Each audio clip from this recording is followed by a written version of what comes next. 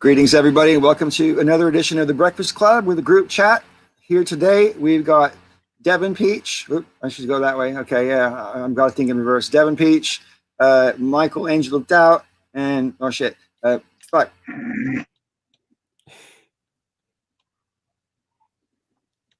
Kazoom. And I just failed the spatial IQ completely there. Yeah.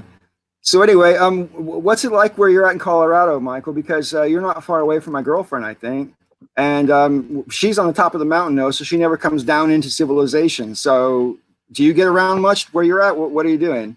We just walk the dogs in a cemetery, Right. for social distancing and all that. And weather's nice, but we're down here in Denver. If she's up the mountain, it's a little bit cooler. Right. Yeah. She's like at But 7,500 feet I or was whatever. wearing a jacket, so Right. Yeah, but I mean, what are people behaving there though? Basically, is what I want to know. You know, are they actually no? What they're still out and about doing everything. The restaurants that are supposed to be closed are closed. Right. A lot of the car dealerships are closed. The Brass Armadillo that was on the way to that, it's a giant antique mall, it's closed. But if you go to any grocery store, you can see that the entire parking lot is packed. Right. And people are still just congregating at them. You know, Well, you don't have to queue up to get in the grocery store? Inside the grocery stores, they have lines where they've put it in like tape where you should line up your carts. Right. So you have to be use your cart for social distancing. But outside, that's iffy. And there are some stores that are only allowing a certain number of people in, so that their square footage can allow for social distancing. But once you're inside, you go down the aisles and you see two carts crossing all the time with people, being right next to each other. Sure. The people who get the carts are disinfecting them. I do notice that. Right. But, yeah. I've got a glove I take with me to hold onto the shopping cart or the little basket or whatever you carry. As I also put it on if I press the buttons on a cash machine or anything like that. I just have a glove I put on. It's not a rubber glove. It's like a construction glove, but it still works. Keeps my skin from touching the actual things. They've had to close down a lot of hiking trails because people were social distancing by going out hiking, but then there were too many people on the trail. That happened here as well. Richmond Park got really crowded and Richmond Park is sort of like it's just outside London, but it's between a couple of really big sort of suburbs, and so it's quite a good place. And there's deer and stuff. It's a really nice place to go for a walk. But the problem is, if 5,000 people descend on it at the same time, then you're not doing what you're supposed to be doing. So there are 4 golf courses open in Douglas County that you have to pay online because no one's there to take your money, and you can reserve a time to go golf, but there's no caddies and no golf carts. Carry your own bags. So that's one thing you can do in social distance, Yeah, but I mean, I just don't understand personally. I don't understand the need to. I mean, I know people who freaked out when social distancing first started happening over here. They were freaking out because they couldn't go to the gym, or they felt like they were being discouraged from going to the gym because, of course, everyone's got their hands all over everything all the time, and you're sweating your fluids out and stuff like that. So I imagine the gym is probably a pretty good place to attract an infection during a time of contagion. So to me, it makes sense to close the gyms. But I mean, good grief, you would think that people couldn't exercise if there wasn't a gym. And exercise is one of the things you can do in an empty fucking room. Oh, so sorry, guys. I'll try to behave. I really will. I'm just not used to it. I'm not used to censoring myself. The counter to that comes from my friend Kane. And Kane has a lot of friends that are homeless or living out of cars, and they use gyms to take a shower. And now the place where they were taking a shower is closed. So that part of the gym that was essential is now gone. Right. And so where do homeless people social distance and use, things that they used to use? Well, yeah, as I said last night, in London, they're putting homeless people in the hotels because they're not just for their own protection, but also for the hotels, because they're empty anyway. They haven't got any business, right? So but I also think it's compassionate, it's responsible and everything, but it also sort of makes bare the obvious thing that you only have to have homelessness because you choose to have homelessness, you know? Yeah. Homelessness is like, seriously, it's one of my biggest pet peeves in life. And what really bothers me is, we could, as a society, right, we could choose a society which the people at the bottom strata of society prosper just enough to where they can pay all their bills and still, maybe take the family to the movies or go on a holiday once a year, that kind of thing. And so they're not rich, but they're prospering just enough so they're not just paying bills. They're just paying bills and some. They're still able to live a quality life. That could be the bottom. We've made a choice that the bottom is living on the street, getting pissed on by drunk people. That's the choice we've made. And I just don't understand why we've allowed the situation to develop. I mean, God, thank goodness I haven't been back to LA or San Francisco for a while, because I'm told there's over 150,000 homeless in LA and like 50,000 homeless in San Francisco. And I don't even know what that looks like. Yeah. And I think that there's some karma that's about to happen with that regard, because there's a lot of places that would have been affordable to live in, but they became Airbnb rentals, right? So they were taken off of the regular housing market, exacerbating the high housing costs in America. And now Right. all of those people are facing the fact that nobody is doing any vacationing at all. So they're not renting their places. And the best thing that's going to happen with those properties now for those people who own them is to just put them back on the market, Right. because they're not going to do anything for them as a rental. So those people are going to have to sell when this housing market crashes, and I just feel so happy about that. It's Schadenfreude, I know, but I've been wanting to move for a while, and You live in the land of abandoned houses as well. How many videos of abandoned houses have you made? I mean, there's a lot of abandoned properties where you live, isn't there? Yes, but usually the ones that are out on farmland far from the city are the ones that we Right. enjoy walking through the most. But yeah, there's abandoned houses right in the middle of the city. Yeah. Wow. Fair enough. Tommy, how you doing? You're Can't mute, hear mate. you. I can't hear you. Mic's not on yet. All right, there you go. How about now? Yeah, that's There you better. go. How you been, man? I'm doing good. How are you doing? Yeah, it's good to see you. Yeah, Tommy's good to see you all. leaning closer to me. He's not social distancing. Okay. Yeah. Look. Hey, you got all the toilet paper up there in the corner of your screen, I see. Why don't you spread that around? Okay. I've had people tell me that they couldn't find any toilet paper anywhere, and I've actually done a drive-by and thrown it in a tree for somebody. Yeah. That's ridiculous, that whole toilet paper thing. It's crazy. Seriously, I mean, the thing is, you can have a run on any product, right? Once people see it start to fly off the shelves, it will go. It could have been batteries, right? It could have been toilet paper, batteries, flashlights, candles, whatever. If everyone sees it going all at the same time, they're going to go, oh my God, this is what we need, because obviously everyone else is going to eat first. And so they'll just take it, Yeah. It can happen by itself, It's ridiculous. The product that I haven't seen in the news that I had a hard time finding was another webcam. I had webcams at home, but we needed some for the agency I work for. Went to the computer store, and they were out. Wow. I wonder if that's people making their cute little videos for YouTube. I don't know. Everybody has to work from home. Right, of course, I suppose, yeah. I was supposed to be on last night. I'm coming back from, doing what I got to do. And I get pulled over by the police. They go, hey, do you have the coronavirus? I said, no. Are you an essential worker? I said, no. They asked me like 1,000 questions and kept me there for 45 minutes just busting my balls. Wow. That's crazy. I don't know if it's legitimate or not yet. We still haven't found out, but there's a friend of mine here who got a text message on his phone from the government saying, according to satellite tracking, your phone has left your home 3 times today and you've traveled 9.6 miles to different locations. And you need to answer this text and you may be liable for a 250-pound fine. Wow, it sounds like a scam to me. It sounds like a scam to me, but on the other hand, when I go shopping now, I don't take my phone with me, just in case. Yeah, I should have just told the cop I had the coronavirus. He probably would have just let me go. Yeah, right. No, I don't. Sorry. Yes, I don't know. Here, you want to find out? I'll cough on you, and if you get sick, let me know. Exactly. Yeah. Crazy. Now, does anybody here know anybody who's ill at the moment? Anybody have friends that are ill with the virus? Yeah. Yeah? Yes. Oh, Yeah. wow.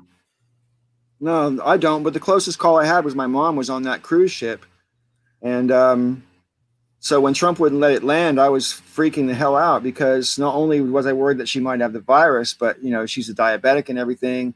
And if they won't let her off the ship, I knew her prescription was going to run out and all that. And I was really worried about her. But thankfully, she tested negative for it. And they let her out of Travis Air Force Base on the 25th of March. And now she's gone home and she seems to be doing well. I think she's got some local support for groceries and stuff. But yeah, she got all earnest to me on the phone and she's like, basically gave me the whole, just in case I never see you again speech. And, you know, like I said the other day on my video, I'm glad she said all that stuff because if anything happened to her, it would have helped my closure, I suppose. But man, is that kind of thing hard to hear because, you know, it could be true. That might be the last thing she ever said to me. Right. And boy, right there. I know. Yeah. That hits home. It hits home. Yep, sure does. I know two people have it. I have an aunt, and then I have someone who's very close to me. So, yeah. And you got to keep away. You know what I mean? That's the hard part. So. Yeah, right. Yeah. What about you? Is it a close friend, Kazoom? Not a close friend, but just there's a few people I know on Facebook that are dealing with it. And what about you, Devin Beach? Do you guys know people with it? Yeah, Yeah, a few. yeah, just a couple. Wow. We're not close friends, but you know. Are they suffering, or are they just kind of like because it can vary from like just mild flu symptoms all the way to like severe respiratory failure, you know? So I don't think any of them are hospitalized. Yeah, none of them are oh, hospitalized. that's good. That's good. Yeah. Wow. It's, New Jersey is the second highest in the states, so there's it's pretty widespread here at this point. oh wow. Well, I was really initially quite dismissive of the virus. I think a lot of people were because there was so much misinformation and everything going on. But then when my friend Jen explained to me that the virus multiplies 3 by 3, that's when the penny dropped for me. And that was about, I suppose, must be 5 or 6 weeks ago now. But because yeah, if one person gives it to 3 and each of them gives it to 3, and then they all give it to 3, that grows like a mushroom. I mean, it's insane how fast that grows. And of course, because you can have it without realizing you have it, that's another reason why it spreads so damned easily, because you don't know you've got it. You give it to someone else and then they might die. So that's the only reason I started to take social distancing seriously myself, is because once I realized that it doesn't matter if I get sick or not. What matters is I don't kill someone by getting them sick. That's where I'm coming from at the moment with that's why I'm taking this on board. That's why I'm voluntarily committing myself to house arrest. Well, I don't know if you heard about the people that are going around in malls and spitting in people's faces. Yes, I've heard about that. Kazoom said something about that in a video. Yeah, my close friend was one who got spit in the face by someone. Yeah, I saw a video on Twitter. Some woman had coughed all over the produce section at a store, and they had to throw $35,000 worth of vegetables away. It's crazy. Well, I mean, honestly, at that point, I said this on Twitter, but I mean, to me, at that point, if you're doing that, you're clearly doing it maliciously, and so therefore, it kind of follows that you're attempting murder. Isn't that attempted murder? I know, Michael, you said that was more of a tampering thing, wasn't it? But like, it's been listed as attempted terrorism. Yeah, there's a guy that was charged with terroristic threats because he coughed all over people. Yeah. Wow. Yeah. Which is why you shouldn't cough to get out of getting a ticket from a cop. Yeah, people have been arrested for doing it. Here. Agent of Doubt, are you bulking? It says. What does that even mean? What is it? Voting? What? I'm just looking at the chat, and it says, "Are you bulking?" I'm like, "What does that mean?" I don't know. I don't know what bulking actually is. Oh, right. Okay. See, well, you can tell I don't know what that is, right? I ain't no bulk here. Yeah, I'm bulking. I'm gaining 20 pounds in the last 40 days. Wow. 40 days, eh? We're all gonna have to we're all going to have to lose that COVID-19 after this. Yeah. Yeah, a lot of people are talking about how there's going to be a COVID-19 baby boom because everyone's stuck at home, and there's not very much to do. And I agree there probably will be something of a baby boom as a result of this. But what I think is really going to happen is going to be a massive divorce boom. I think there's going to be a lot of people who are like, you know what, I can't, not anymore, because you guys. Yeah, wow. That expression said it all. Yeah. No, because That's right. we actually strangling. we have a strategy for that. We spend a lot of time in separate rooms. right. So, During the day. I mean, yeah, otherwise we might kill each other. I mean, it's just, it's the way it is. It's Sniffing in someone's face all the I time. don't care who the person is or how much you love them. Cohabiting can be challenging. It just can be. You know what I especially mean? under these circumstances. So, and Yeah, of course. Yeah. And, Yeah. And mom pregnant. yeah.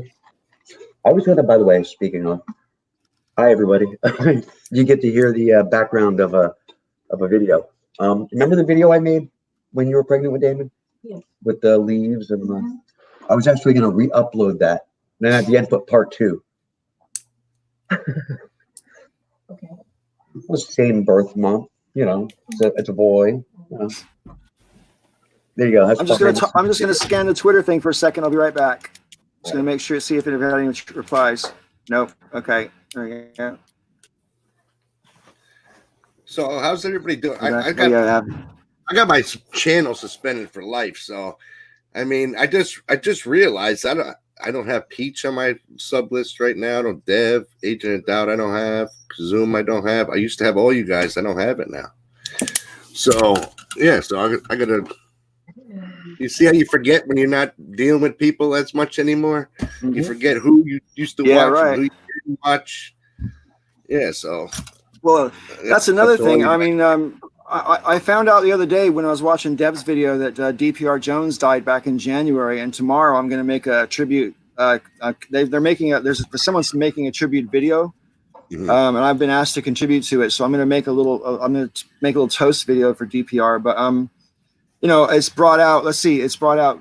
Rob obviously come out, and then who else? I saw Proportional Response came out of the woodwork, and fucking Vogter as well. Vogter's been making videos as well since that for the same reason. So Really? I almost invited Vogter. Yeah, I almost invited Vogter on the show tonight, but he's never really been on the Breakfast Club. And I didn't know if he even knew what it was, and I didn't have the patience really to explain it. So I didn't. I think he used to watch the original Breakfast Club videos. I think. So he might know. I don't really know. I'm still friends with him on Facebook, and occasionally we say hi to each other, but I haven't really spoken to him like in a conversation for must be 8 or 9 years now. Yeah. Yeah. What's do you remember when Volker used to go out with that girl? Is it Tanya? Yeah. She came to London one year. It must have been 2015, and she stayed at mine for a while because she needed like a place to stay in London and whatever. And she was supposed to go see DPR Jones as well at the time, but when that was the main reason she came to the country, and then he brushed her off and she never went out there. Poor girl, man. So yeah, she came all the way this way and didn't get to do what she came for. So. He was put up on there. So I read the one. Well, I don't know. I mean, sometimes stuff on the internet is just fun. So what do you guys think is going to happen next? I mean, because like with the whole thing, there's obviously the first week there was 3.5 million people that went unemployed. Second week there's 6.5 million people that went unemployed. That's 10 million people, right? And it's going to keep happening, right? It's not going to stop. There's no sign of the lockdown abating anytime soon. And I think the big corporations are just going to take this opportunity to rinse themselves of as many what they see as extraneous people as possible. And then everyone will be struggling there'll be so much desire to work that they'll be able to drive wages down, right? Because everyone will be desperate for a job. And so to get a job that might have paid, say for example, 60 grand last year might only pay 40 grand this year because everyone needs that job and they can afford to pay you less because there's going to be more competition for the job. So I mean, like, what do you think the overall economic impact of all this simultaneous unemployment is going to be? Do you think there's going to be food riots or what?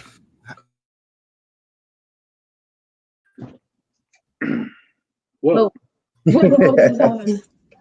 What's happening? Whoa. There Sorry, was yeah. a big shuffle. Right, yeah. Where do you see this going, though? Anybody wants to jump in, please do. I noticed last night that the 3.5 million that were applying for unemployment, and then 6.5 million this week. 3.5 million people are estimated to be losing their health coverage Right. in the next 2 weeks, and that's ahead of 350,000 people now have the virus. So, like 10 times as many people just lost their healthcare coverage right before the virus is about to spread. Right. And that's not good. That's not good No. at all, because then they're going to be afraid of getting that $34,000 bill from the hospital that they all read about. That made the rounds in social media. That story of that girl who got the $34,000 bill just for getting I saw that. COVID-19. Yeah. So they're going to look at does it really pay off for me to go to the hospital? That's not good. Yeah, I agree. I think for me, it kind of lays bare the argument for Medicare for all in a way that rhetorical arguments just don't. Because even people who don't support Medicare for all, like for example, Joe Biden says that your coronavirus treatment should be free. But so he's basically arguing for Medicare for all without realizing it, because there's no reason why this particular virus should have an exceptional status as compared to any other thing that kills you that's not your fault. Well, I mean, this current situation is bringing out the socialists in everyone. Yeah. Right. I agree. Yeah. I mean, even and Brock Lowe. not a moment too soon. I watched your show last night. Actually, I just watched it a little while ago, but I watched the show from last night. And Brock, a lot of what he said, I agreed with. And that was one of the things that struck me, was he was actually advocating for some very socialistic ideas. So yeah, pretty much. It was I don't think he would characterize it like that, though. I mean, the times of crisis makes everybody socialist. Yeah, but I think they're using that whole thing. The coronavirus is a short-term thing instead of making it a lifelong thing. You know what I mean? So, well, I hope that we don't get too accustomed to losing our liberty like this. I'm simultaneously proud of the fact that in this country, anyway, so many people took the lockdown seriously right at first.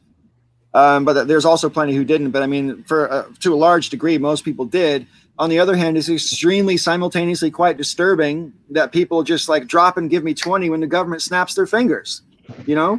So I find that really alarming. It's not just uncomfortable for me. It's alarming to me that the government says you must do this thing, and everyone's like, yes, sir, and straight home. Yeah, but you know what? Everybody says fuck the government when there's not a crisis, but when there's a crisis, they look for the government, and it's just so. And that's the way it should be, I suppose, if you can trust the government. Right, but I mean, I just think it's a double-edged sword, no matter how you look at it, in any facet of a crisis to non-crisis.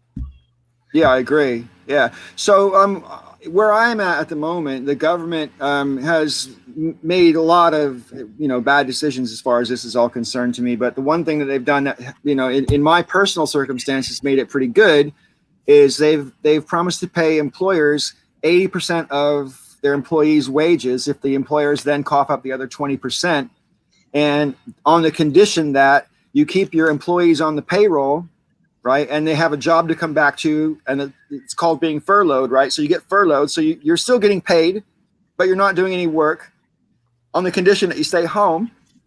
And so it's not a benefit that they're paying to the people; they're giving the benefit to the employers, right? Who then pay me. So I'm not losing any wages right now, but that's because I'm employed. I work for a good company as well. But I mean, people who are self-employed. So like, if I still had my body piercing studio, I would be absolutely fucked right now. I'd have nothing coming in, because body piercing is one of the most in-your-face, you know, there's no social distancing with body piercing. You know, you're as close to someone as you can feel their breath. You know what I mean? So, yeah. I'm really grateful now that I'm not doing that anymore, because I don't know what I'd be doing right now if this happened when I had my business. God help me. I don't know what I'd do, but at the moment I'm really lucky. But what's the situation in America? Because I know they talk a lot about these $1,200 checks, but as far as I'm aware, it might take you 3 or 4 months to even get your check. What happens between then and now? Well, yeah, it's 3 to 4 months if you want a physical check. That's how long it's going to take to get a paper check mailed to you. And that's why they're telling everybody they want to do it digitally. So, well, that makes sense. It's more cost efficient to do it digitally as well. But the problem is that some people have more than one bank account. So if they just digitally send to every bank account $1,200, some people are getting that account like 3-4 times or whatever. You know, it goes by social security number. It's the bank account you filed your taxes with. Right. Oh, okay. So the one that you used that you got your tax refund to, that's where your check would go. Okay, right. But, yeah. The business aspect of this is like I've connected with Rob before on losing a business and all the pain that comes from that. I just went by the Antiques Mall, the Brass Armadillo. It's the biggest one in Colorado, and saw it empty, empty parking lot and everything. And I'm like, I lost mine, 5 years ago, and I'm still heartbroken over it. Now I'm watching that one, and yeah. I know that a lot of businesses are just out of mercy giving their employees the straight layoff, pink slip, just so that it's easier for them to file for unemployment, rather than cutting their hours to the point where they might as well be on unemployment, and then they're still risking themselves by leaving home every day. Right. Yeah, if I still had the deli, this I wouldn't survive this. Yeah. Well, yeah. If I still had the deli, this would have put me out of business. So. Because we were already takeout anyway. Yeah, I don't know. I don't think there would have been much change. How long did you have that deli for, Rob? Only a few years.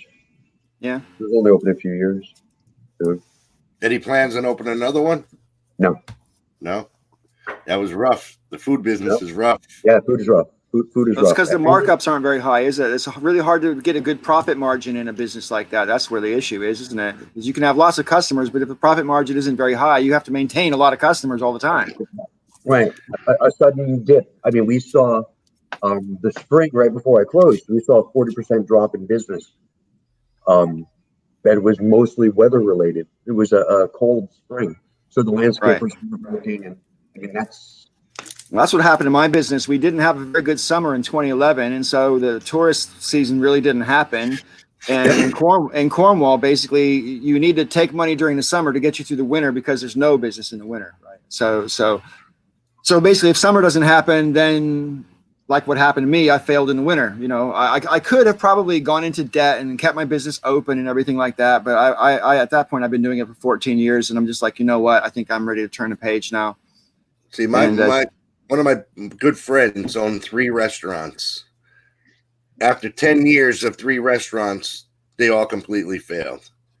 He bought himself a food truck, and he is killing it. He's killing it with food trucks. And the food truck business now is starting to pop up and starting to become really That's because there's the overheads in that kind of business are so much lower than having an establishment. And you can move it to wherever you want to move it to. You know what I mean? As long as you get a permit where you need to go. It's like my buddy has it right in the front of the one of the courts. So he has it right there. He's in and out all day, breakfast and lunch. There's lines of people trying to eat there. Because they got to eat fast, because the court goes court goes resets. It isn't for long. So, so if you pick the perfect spot or perfect few spots, it's a gold mine. And I've even thought about doing it, because I'm in antiques and auction. So, and of course I got to be shut down during this whole thing, and it's just killing me. Wish I had a food truck. Not that long ago, I thought about like just radically changing my life and trying to save up a couple of grand and maybe buy a boat or something in India and take people out fishing and shit. Just go back and forth and just let other people pay for my life, basically. you know, and do that. Because I had a couple friends who've done that. And you can live in India dirt cheap. I mean, you can live in India for an entire year on like $6,000. You know what I mean? It's ridiculous how cheaply you can live out there. Wow. So, but you're in India. Do you know what I mean? Yeah. And so that has its ups and downs. You know, I personally wouldn't like to spend a whole lot of time where unless I could assimilate the language locally fairly easily. I'm not sure I really want to live in a place where the main language was not my own. You know, which makes me have some appreciation for immigrants who come over not speaking like English very well, and they come over here and they learn it in like 6 months. People come from Romania, they don't speak a fucking word of English, and in 6 months they can have a conversation with you about, you know, most things. You know, they get lost a little bit sometimes, sure, but I guarantee you, if I fucking went to Romania for 6 months, I would not be able to speak Romanian. And it's not because I'm dumb. What's the update on your leader over there who got coronavirus? Well, he announced last week that he had coronavirus, and and it's entirely possible that he does. On the other hand, I'm very suspicious about it, because if you say, I've got coronavirus, and then you lock yourself away for a week or 10 days or whatever, and then you come back stronger than ever, and you're a politician, I mean, that just plays, you know what I mean? That plays. So I can't help but be suspicious, because I'm naturally suspicious of anybody in authority. It's one thing I have in common with Brock. You know, I'm just naturally suspicious of authority. And so the fact that you could actually make this lie and get away with it and have virtual no comeback, because nobody would dare say, oh, you lied about being sick with coronavirus. That would be a very brazen thing to say. You need proof to say something like that. So I shouldn't be saying it, right? But it's just the way my brain works. You know, I have a natural tendency to think in conspiratorial terms sometimes. There's also a clip of Boris saying that he went through a ward in a hospital and he was shaking hands normally. Right. Yeah, and then he went to Parliament and was shaking hands with everybody in Parliament. That's going to play well. Yeah. It's well, we'll see. I mean, you know, the disease is really contagious on the one hand, but on the other hand, you know, you're talking about something which is small compared to an ant, and you know, people are worried about whether they're going to breathe one when they're walking down the street. I mean, man, if they're floating around to that degree, there would have to be quadrillions of them in the air, you know, all around the world. You know, an incomprehensible number. And I just don't think that's how these things spread. It does spread face to face. And people say, before people were really in this country, before we were having a conversation about this at work about whether we should shut down or not, a couple of weeks before we actually did. And one of my friends was like, oh, you know, they were saying you don't need to be 6 feet away from people because, you know, nobody coughs or spits that far. And like, I don't even want to go there about coughing or spitting, but suffice to say, if you've ever been in the presence of someone who's had too much to drink, you know exactly how far their breath will travel, right? And you can be at least 4 feet away from someone and know they've had a few beers, right? And that is a little vapor on the air. That's exactly what the smell is. You're not smelling air, you're smelling vapor. That's what's tickling your little sensor muscles in your nose. You know, so yeah, if you can smell booze on someone, it's possible that they could be contagious to you if they had a virus like this, you know? But yeah. Oh, hey, Green Machine, how you doing? Anyway, yeah, I think it's disheartening to me how so many people don't seem to want to take it seriously. But on the other hand, like I said earlier, I do understand it, because you know we've been sort of programmed to cherish our freedom and stuff like that, which is obviously good. And you shouldn't surrender it for nothing again. But at the same time, you know, if we don't, we're going to kill everybody. And my daughter made a good point to me the other day on the phone, because she said that sooner or later, everybody that's going to catch it is going to catch it anyway. And she said to me, the only reason what we're doing right now isn't to keep people from dying. It's to keep the health service from collapsing. And she's actually made a pretty good point there, because if everybody gets sick at the same time, the health service will completely collapse. And then you'll have more people dying, not because they couldn't be cured, because they could have been cured, but there's too many people to use the hospital. And so they die because they didn't get the care. So what you're trying to do basically is ration the care out to the point where you don't overload the system. And so I think people who see this point also go, well, hey, hang on a minute, you know, ruining the economy that's not a fair trade. It's too late for that now. We've already lost 10 million jobs and more are coming, you know, so I don't really see any other way around it. Kazum, you haven't said much, man. Pipe in.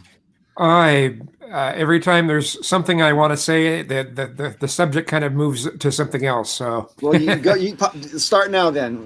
I don't know what to say right now. Fair enough. Fair enough. Yeah. Well, go ahead and interrupt me at I- any point because I fucking waffle, So I think the economy is going to come back quicker than you think it's going to come back, in my opinion, I because hope of so. because of this isolation. If there was no isolation and people were still able to walk around, even though business were, the social distance, I still think that it's gonna come back, not lightning fast. Don't get me wrong. People are saying 6 to 8 years now that this economy is going to come back. I don't Right. think it's going to be that long. I think maybe 3 to 4 will be back to where we're at right now, but I don't think 6. And to how much 8. of that, dude? How much of that number of your guess, which I think is a fair guess as far as it goes, but how much of that depends on who becomes the president? Well, Trump's going to be president. That's Biden is not going to beat Trump in the election. There's no way that's happening. I agree that Biden's not a good candidate. Kazum, what do you think about that? Because I know you got something to say on that one. Biden, I think his mind is going so badly. Isn't it kind of obvious? Yeah, he's got dementia for sure. He can't finish sentences. He can't finish. He gets sidetracked in the middle of what he's saying. He doesn't seem mentally there half the time that he's being interviewed. Well, they're saying Hillary's going to be vice president. That's unfair to Joe Biden. What the word is. Yeah, I think if they try to pull that shenanigan, they're basically admitting that they really would rather have Trump president. Because if they use that, because the other day didn't Biden say that hey, don't be surprised if I'm not president for very long, which is like prepping people. That's a trial balloon, isn't it? For be prepared for the fact that I might just come in, get elected, and then casually slide out for some sort of health reason or whatever. I think it's a trial balloon. I could be wrong about it, but I think you're right. I think this is part of a plan. Yeah, I think there's an awful lot of trial ballooning that goes on in politics these days. They say this stuff, they float it around. It's like they're using the whole country as a test focus group. Yeah. Say some outrageous shit and see whether people swallow it or not. Do you think Hillary Clinton's going to be, if Biden wins the vice president? It wouldn't surprise me, but I actually think Biden is going to try to pick Kamala Harris. It'll be over then. He'll never win. And the reason I think he's going to pick Kamala Harris is because of the things that Kamala Harris has said about Joe Biden since she dropped out of the race, which are completely contradicting the things that she said when she was still running for president. Exactly. So when you 180 it like that, you're at the very least brown nosing it for a position in the cabinet. At the very least. Well, so rumor has it that's how she got all the way where she is now, but that's rumor. Ouch. But yeah, you can't do a 180 like that and then expect to be like, oh, I love you, Joe Biden. Yeah, it's not going to work. Yeah, not that I don't like Kamala Harris. I'm not going to say hate her. I'm not going to. Don't look at it like that. But I'm just saying, you have your principles, and all of a sudden you change your principles just so you could be up there in the ranks is ridiculous. So, who do you think should be vice president, and Tommy, or the nominee for vice president? Ooh.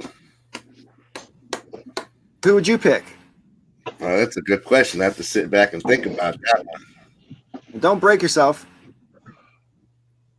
I don't know. Anybody else have an idea on that one? I think he's probably going to go with either Kamala Harris or Stacey Abrams. But I think the strongest pick he could do right now would be Warren, because he needs to shore up his base. Because he's not offering anything that Bernie is offering. Basically, anything that he could concede and say, yes, I'll be for that, he's not. He keeps saying he's going to.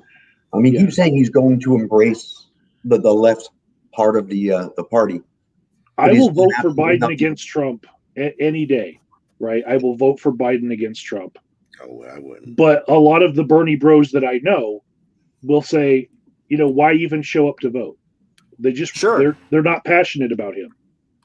Right. Well, I mean, Kate made that argument last night. That was actually before the show officially started. But I mean, she's at the end of her rope because she's just basically like, "No, these guys aren't offering me anything. Why should I give them my political support? They're not offering me anything."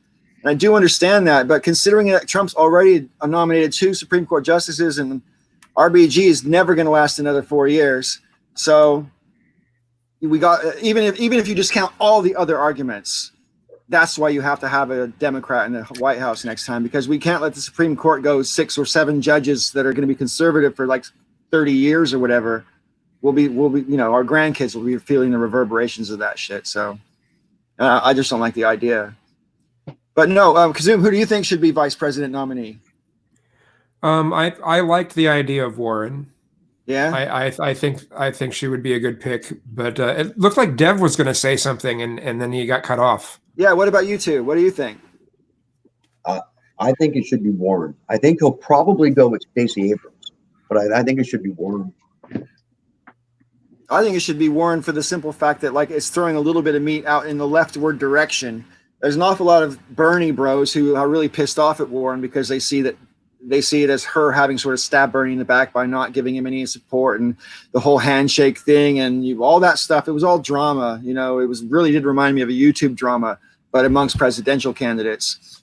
But so I think a lot of Bernie bros won't go for Warren, but an awful lot of people who support Warren, who probably would go to Bernie if he got the nomination, will be quite happy to go to Biden if he picks Warren for the vice president. So I think it'd be a pretty shrewd thing for him to do, to pick Elizabeth Warren. But she's another one who said things about Joe Biden when she was running for president that it's going to be awfully hard to walk back, so.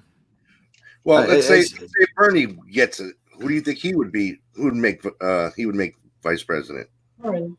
Yeah, probably most likely Warren. Who else? Well, a year and a half ago, Bernie said that he would pick a woman for vice president. And I think when he said that, he probably had Elizabeth Warren on his mind. Having said that, now she's made it clear that she's not interested in being vice president. And I'm sure she was speaking specifically to Bernie about that. And people have mentioned Stacey Abrams as regards to Bernie Sanders as well, to me. But I think Stacey Abrams has too many corporate connections for Bernie to go for her. And I personally wouldn't be surprised if Bernie picked someone like Ro Khanna, because Ro Khanna's politics and Bernie's line up pretty well. But Ro is not a woman, and he's already said on the record that he's going to pick a woman. So, that narrows down the list a bit. I don't think he'd pick Kamala because she was a prosecutor. And so would he put Nina Turner up there? I don't know. I think she's more likely to be chief of staff or something like that if Bernie won the White House.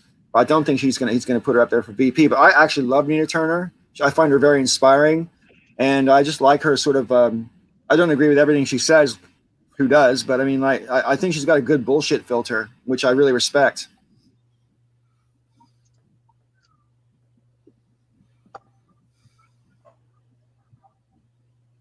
Oh, I thought you were going to say something. It looked like you were about to say something. So yeah, I'm not really sure who Bernie will pick, though, or who he should pick if he gets a chance to pick someone is a good question. I think personally, because both of them are so old, I think it would be prudent just to admit, hey, yeah, we're old guys, so we're going to tell you now before the primaries are over who we're going to be running with. I don't think they should wait to the convention. I think the more information they can give voters, the better. Yep, that's a fact. And it's a casual admission as well that the mortality issue is a fair point. I mean, people go, oh, ageism. And we're not saying 78 is too old because this is a high number. We're saying 78 is too old because statistically a lot of people die around then.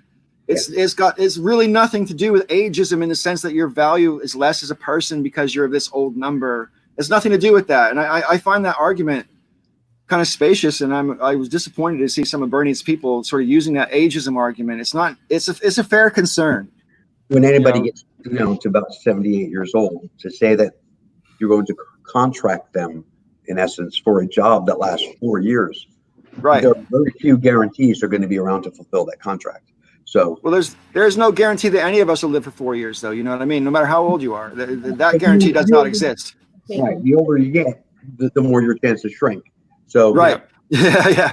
I mean, it's not ageism. It's just a harsh reality of time. I agree. Yeah, I agree. It's just, and I was kind of disappointed that the conversation was allowed to go that sort of ageist way. I don't think it's necessary, really.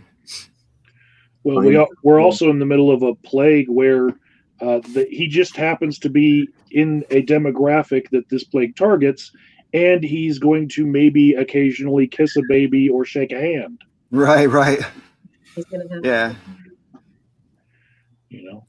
Well, that's we another reason. I was just going to say that's another reason why I'm because I would love to be enthusiastic about Joe Biden, or at least not afraid of a Joe Biden presidency. I would love to be not afraid of it. But the what's happening right now with the pandemic, I mean, the fact that Joe hasn't really stepped up in any sort of I'm taking control of the situation kind of way is really, really disturbing. I mean, you're the front runner, man. Shouldn't you be out there? No. He's not in Huh? he's not in any elected position though. He's actually running as a private citizen, so I don't know what would do. Yeah, I think that gives him good opportunity to be more. He could be more ubiquitous on the media without any effort. I mean, he should be able to call him up and get an interview on any TV show. You know what I mean? I just saw him on Jimmy Kimmel. He also disappeared for 14 days when this all first came out, too. Yeah. That's right. Yeah, and I was kind of worried about him. I thought he might have been ill. You know, Me and that too. would not be good. So, How was he here's on the Jimmy thing. Kimmel? Yep. How was he on Jimmy Kimmel? How did it go? I felt like it wasn't live because he needs to be edited. Yeah. He's not live on any show. He's, the appearances he does make are pre-recorded, Right. and that sends alarm bells off for me. So It was funny. The entire left, from center to far out progressive, mega extreme left, was saying at the beginning of the primaries, vote blue no matter who, and everybody had their favorites. Biden wasn't anybody's favorite. But we're going to vote whoever gets the nomination. We're going to vote for them. We're going to vote for them. And right after South Carolina, about half of that group said, Bernie should drop out now. We'll never vote for him. He's got to go. He's got to go. It's just like, wait a minute. When did the moderates become so toxic? Well, the irony of that isn't that they always accuse the left of being the toxic side, and I think that's hilarious. Yep, exactly. I mean, it's just really kind of mind blowing, just how quickly they changed their tune as soon as the everything was rolling in their favor. It's pretty ugly. I'm still disappointed in how media demonized Bernie Sanders. It reminds me of, as I made in a video, of how Howard Dean got demonized by media for his "I have a scream" speech, and all he did was get excited about a speech, and then media just tore him apart, and he lost because of media. And I see what media is doing to Bernie is terrible. Yeah, it was less of an infraction in Obama's tan suit, right? I mean, there was nothing there. And it interests me how people think there's like a left-wing bias in the media, but clearly there's not. I mean, if you can spend 2 weeks talking about Obama's tan suit, or they can show that I have a scream literally like 20 times an hour for 5 days in a row, and the whole time they're doing it, they're like mocking him and denigrating him and saying it's like undignified behavior and whatever. And you flip that around and you compare how Trump got treated by the media. I mean, sure, he said all these outrageous things, but and they acted all, this is too much, but then they kept showing him. They didn't say this was a disqualifying thing. That scream, they said straight out, this is not presidential behavior. You're done. Well, I mean, they're still, and that's the thing, is they're still showing him. They should no longer televise his daily briefings on the coronavirus. Oh yeah, I mean, it's don't full get me of started. misinformation. It's full of lies. It's full of dog whistle racism. I mean, they should only show the highlights on the news. Yeah. The highlights, what did he say? There's no reason for them to be live, and they also take place right at the height of the news hour, don't they? So they're basically blotting out the actual news that people need to see. Right. And these are taking the place of a campaign rally at this point. He's not doing campaign rallies, so he goes on and for an hour he talks about how wonderful he is. Right. So I've been practicing media distancing myself because it does start to affect me throughout the day, because I take on a lot of other people's anxieties in the counseling that I'm doing over telehealth. And by the end of the day, I don't want to watch anything that has to do with that. And I see that there's recaps, but then I see just a headline saying like the CEO of My Pillow was at one of these things, Right. and I'm like, Yeah. the CEO of pillows. Yeah. Like, what does that have to do with the crisis? I don't know. I don't want to know. It's for hospital beds. Yeah, and then he okay. started complaining that God was taken out of schools and some other shit that he. Sorry for my language. And he was like praying on TV. Great thoughts and prayers. We need more of that. Yeah. Yeah, that's done us a lot of good all this time, the thoughts and prayers. I mean, don't get me wrong. I don't begrudge people. I know what people mean when they say thoughts and prayers. They're trying to be like compassionate and whatever. But at the same time, it's just like action. You know, words are only as good as words, you know? I was in a long line in the grocery store when he did his first briefing. And I actually put it on my phone and I was trying to listen to it. But then he started giving the podium to a lot of like CEOs from corporations where like I felt like the basic message was these corporations will be our saviors. You know, big business will be our saviors in all of this. Yeah, well, I think that ship has sailed now. Yeah. You know, Kiraz One just mentioned something a little bit ago. He says, as long as it's not Bloomberg, and I'm really happy that, you know, our system at least works good enough that it shows that someone can't just buy the presidency. Bloomberg did. Well, let me make the argument. But he didn't make it very far though. Let me make the argument. So Sanders spent $500,000 in Texas. Bloomberg spends $50 million, right? 100 to 1 outspends him, clogs the airwaves, and makes sure that Sanders' message cannot make it to the people in Texas. And then Biden is the one that profits from it. Then after Super Tuesday, Bloomberg takes all the support that he was able to buy, and he drops out and endorses Biden.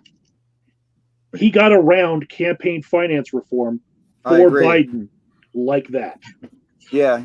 I mean, sometimes the entire purpose of being involved in something isn't for yourself. It's either to get rid of somebody else or to prop someone else up. And in Bloomberg's case, I believe the only reason why he ran was to stop Bernie Sanders. Yeah, I agree. I think that's the same reason why there's like 25 people running for the Democratic nomination for the exact same reason.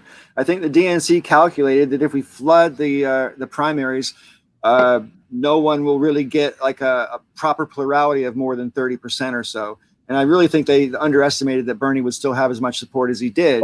But when it started to become clear, that the plurality of 30% was almost certainly going to be the best of the pluralities, and they're like, and it looks like it's going to go to Bernie. That's when they started pulling at all the stops, and all these sort of centrist Democrats like Pete Buttigieg and Amy Klobuchar and others pulled out right after South Carolina, and they all endorsed. It was. I mean, Michael, you said the same thing on your video right afterwards. I mean, it clearly was a coordinated strategy. I mean, there was definitely some kind of backroom deal that said, listen, if we don't do this now, Bernie's going to make the argument at the convention that because like if you have the most delegates. The argument was starting to be, if you remember, dial back to where we were around before South Carolina happened. The argument was going to be, should it go to the person with the most delegates if no one has a clear majority? And Bernie put his butt on the line and said, yes, it should. So he actually committed to that. So that way, now if Joe Biden gets more but still doesn't get 50%, Bernie's already made the argument that Joe should therefore get it. See, yes. So now they've thrown it to Joe. So if they get to the convention and say Joe's got 46% and Bernie's got 44%, and then the others are scattered between all the smaller candidates who dropped out, they still have some delegates apportioned to them, though.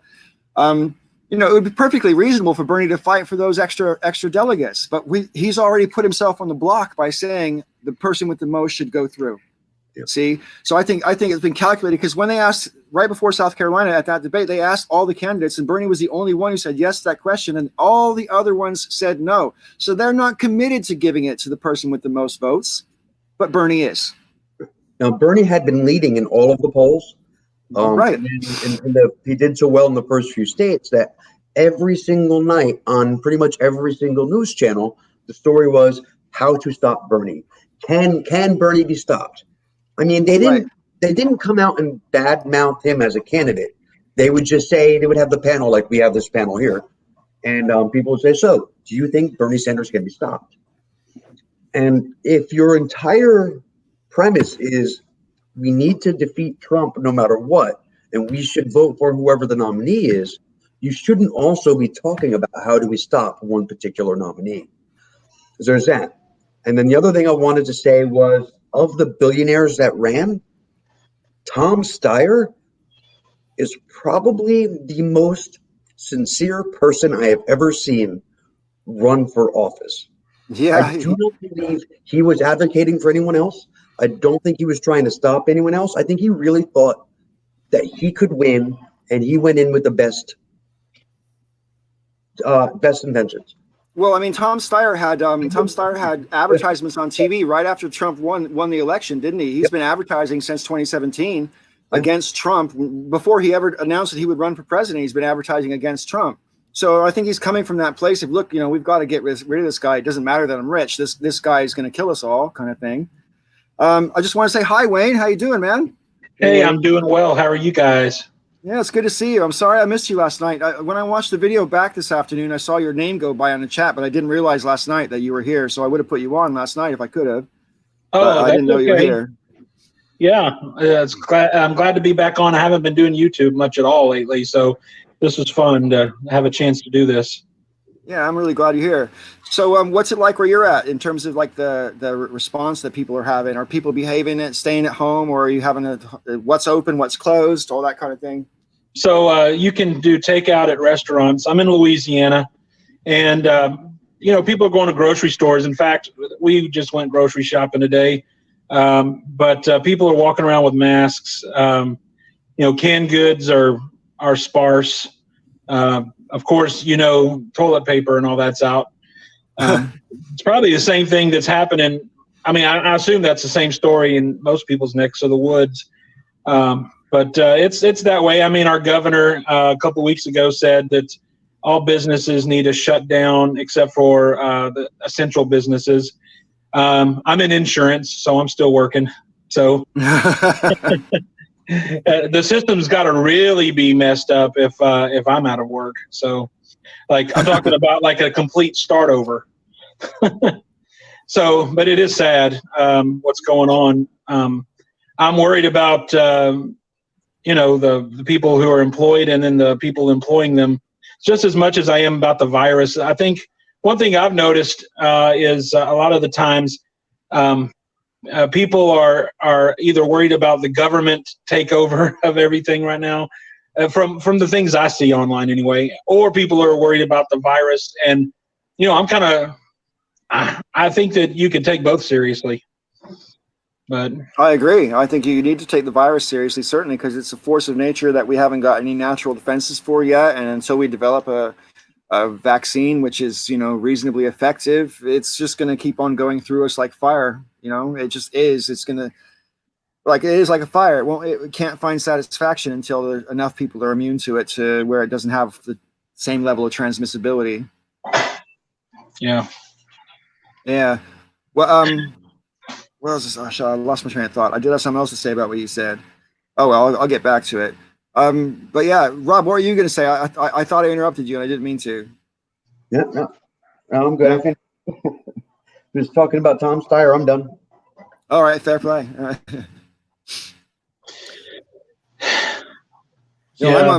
I'm so disappointed with the way the media handles Bernie and stuff, because I don't know how you feel about Bernie Sanders, Wayne, but I know Rob and I are pretty sort of like on board with. And you like Bernie, don't you, Kiz? Yeah. And you like Bernie as well, Michael? Yes. Yeah, I thought so. Yeah. So what do you think, Wayne? Are you a Bernie guy? I'm not a politician guy anymore. I was really big time into it back when in 2008 when Ron Paul first ran as a Republican. I was behind him, and then in 2012 the same. And I actually got involved in state politics during that time. Yeah. And Louisiana is, even though Ron Paul had a majority of the delegates at the convention, Mitt Romney steamrolled Ron Paul in our state, and it's because the guys in the top. It's same thing with what's going on with Bernie Sanders now. I think. Do I like Bernie Sanders? I think he might be a nice and interesting person to hang out with, but I don't like, including Ron Paul. I don't like any politicians anymore. So I'm just kind of that's not something that I don't have a dog in that fight anymore. Yeah, fair enough. Like I understand that. I don't care about the Kardashians either, but I know they exist, and there's nothing I can do about it. Yeah. No, I just really feel like in 2016, there was loads of us who were Bernie Sanders fans who could see that the media was ignoring Bernie and everything. And we thought, they better not try it again next time. And then 2020 comes along and the media, if anything, in my opinion, has been worse. What do you guys think? No, I mean, it's worse, but it's in a different way. Like, they didn't ignore him.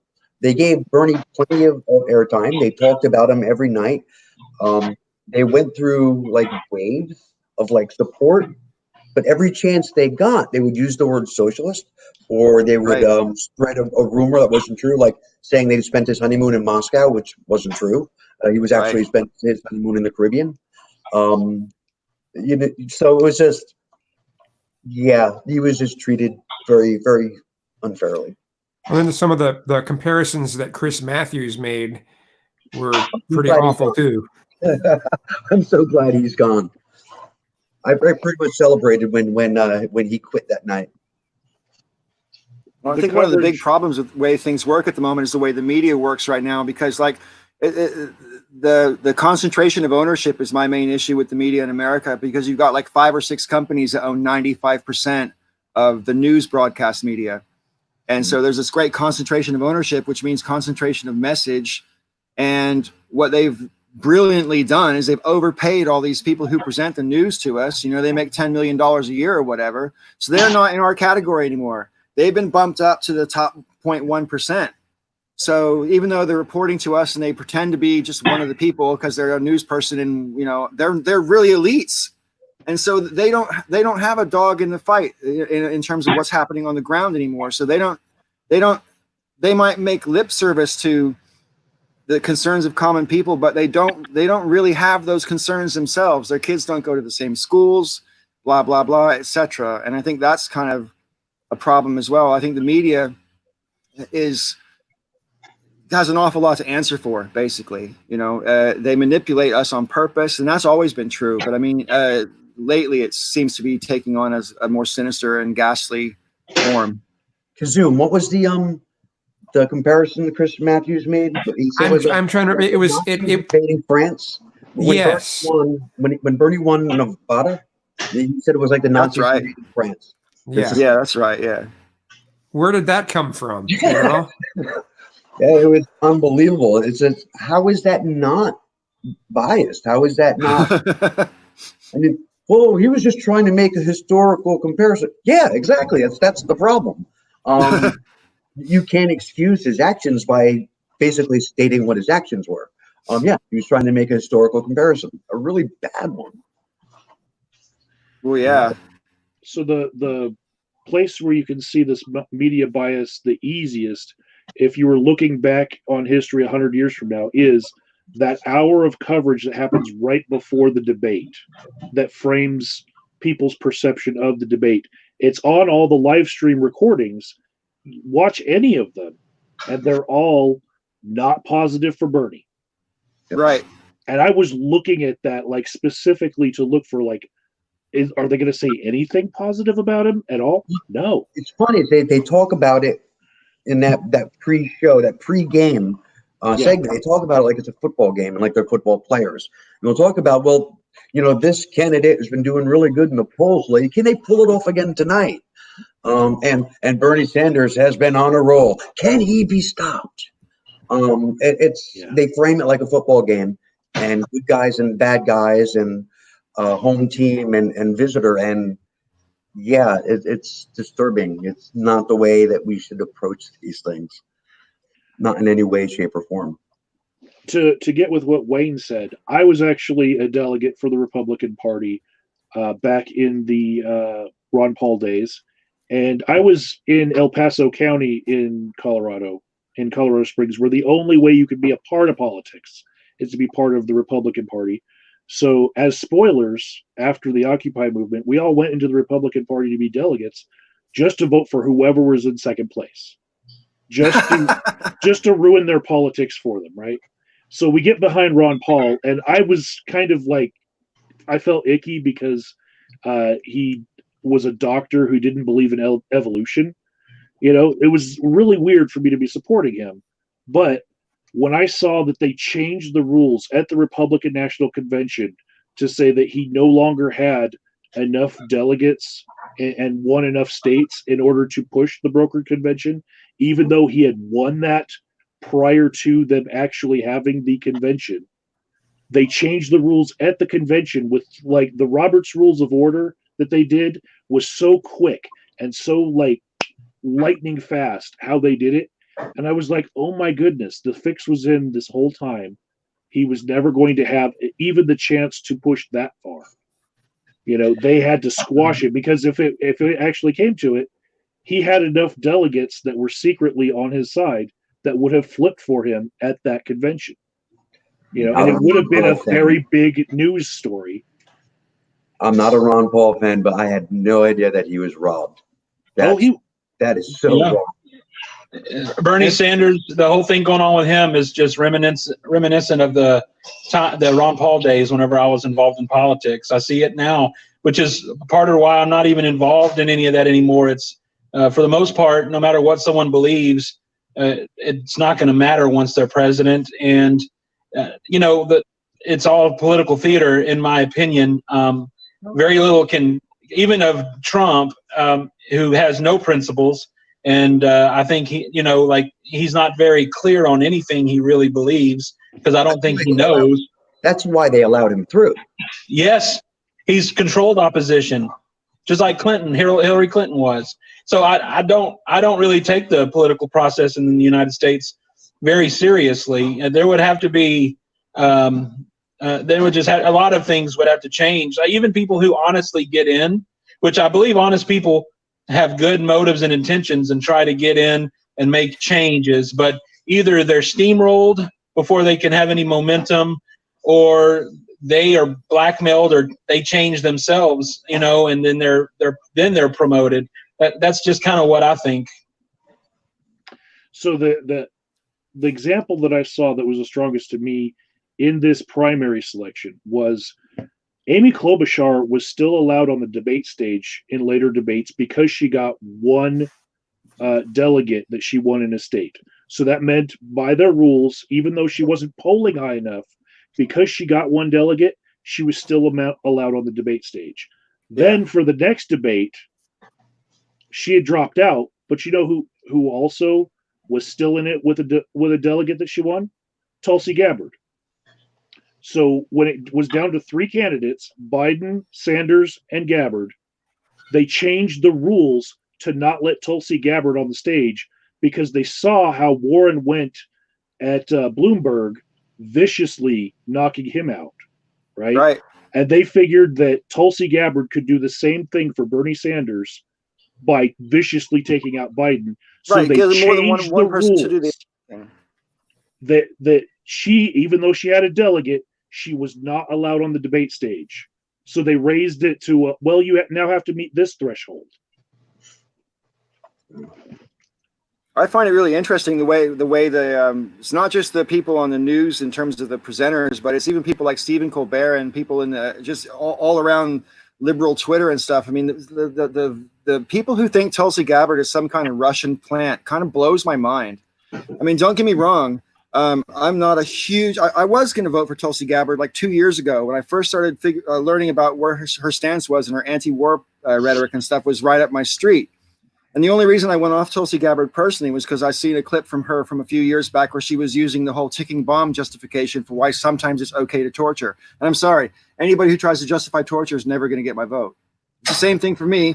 I mean, Joe was saying last night on the live stream that, you know, under all circumstances, you have to vote, even if it's for the lesser of two evils, especially in this moment we're in now. And for me, I didn't say this last night because the conversation was going around between the others too much, but I'll say it now. There are certain things that are red lines for me. And I don't care what party the person is or how much of their other policies I agree with. If someone advocates for torture or says they want more war, I'm not going to vote for them. I'm just not, because I will not put my political support behind torture or behind war. This time I can vote for Joe Biden, though, because Joe, thankfully, hasn't made those sorts of noises. Thank goodness.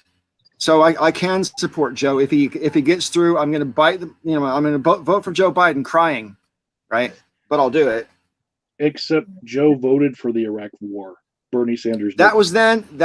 I agree. That's not a good thing, right? But the point is, I'm talking about in the future, not the past. Yeah. Well, he was also the vice president to Barack drone bomber too.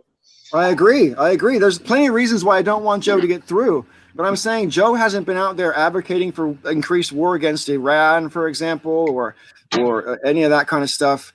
I don't trust Joe Biden. It's as simple as that. And believe me, I don't want him to be the nominee. Definitely not. But I will vote for him if I have to, because I have to affirmatively reject Trump with my vote. That's where I'm coming from. I can't. I'm one of these people who sometimes hasn't voted. Like I voted for Obama in 2008, but I didn't vote for him in 2012 because of the drone war, Wayne. That's exactly why I didn't vote for him. And I already knew he was going to beat Romney anyway. I mean, there was no question in my mind that Mitt Romney didn't have a chance. So I didn't really feel like he needed my vote. You know what I mean? So along those lines, when Biden was asked specifically if he would allow for Medicare for all to pass, if it was put on his desk, he said no, he would veto it. It's the most outrageous thing he said this year. Yes. It's outrageous. And so if I'm taking people on their word just in the last 2 years, when he said that, that shows me, a lot of my friends that are Bernie supporters are not going to get on Biden's boat. They're just not going to be enthusiastic. The defense was, if there's no way to pay for it, I'm not going to sign it, which makes sense, except for the fact that the president doesn't spend money, Congress does. Right. And if the bill made it to his desk, that means that he already paid for it. Right. That means they've already figured out how it's paid for, because he can't sign something into law that's not paid for. They would have already had that fight. That's what the House and the Senate, that's what they do. They have that conversation back and forth. They amend it, they change it goes back and forth until everybody's happy with it. And then it goes to his desk. So for him to say that was basically him saying, I don't care what it says. I'm not going to agree to it. No matter how they decide to fund it, I won't agree. Yeah. So it's going to be difficult for them to make the arguments that we can't afford things when especially now. Wall Street needs bailouts in the trillions, and all of a sudden it happens. Yeah, they can't make that argument anymore. We've discovered over the last couple of weeks we can do a lot of things that we've been told for years are impossible. Yeah, wow, the money's just there. there. A few days, it was like all of a sudden it was like, hey, guess what? We can pay for it. So yeah, I mean, it's that's one of the things I think the guys were talking about last night with Brock and the group that was on last night was about like going forward, and a comparison to September 11th came out. And I agree that it is a foundational change that we're going to see in this country from this, similar to 9/11. But I think 9/11 was kind of a kick to the right. We became more paranoid. We became more afraid. We became more conservative, more reactionary. I think this is going to be a kick to the left. I think this experience is going to bring home the fact that we need a stronger social safety net. We need things like universal basic income. We need universal health care.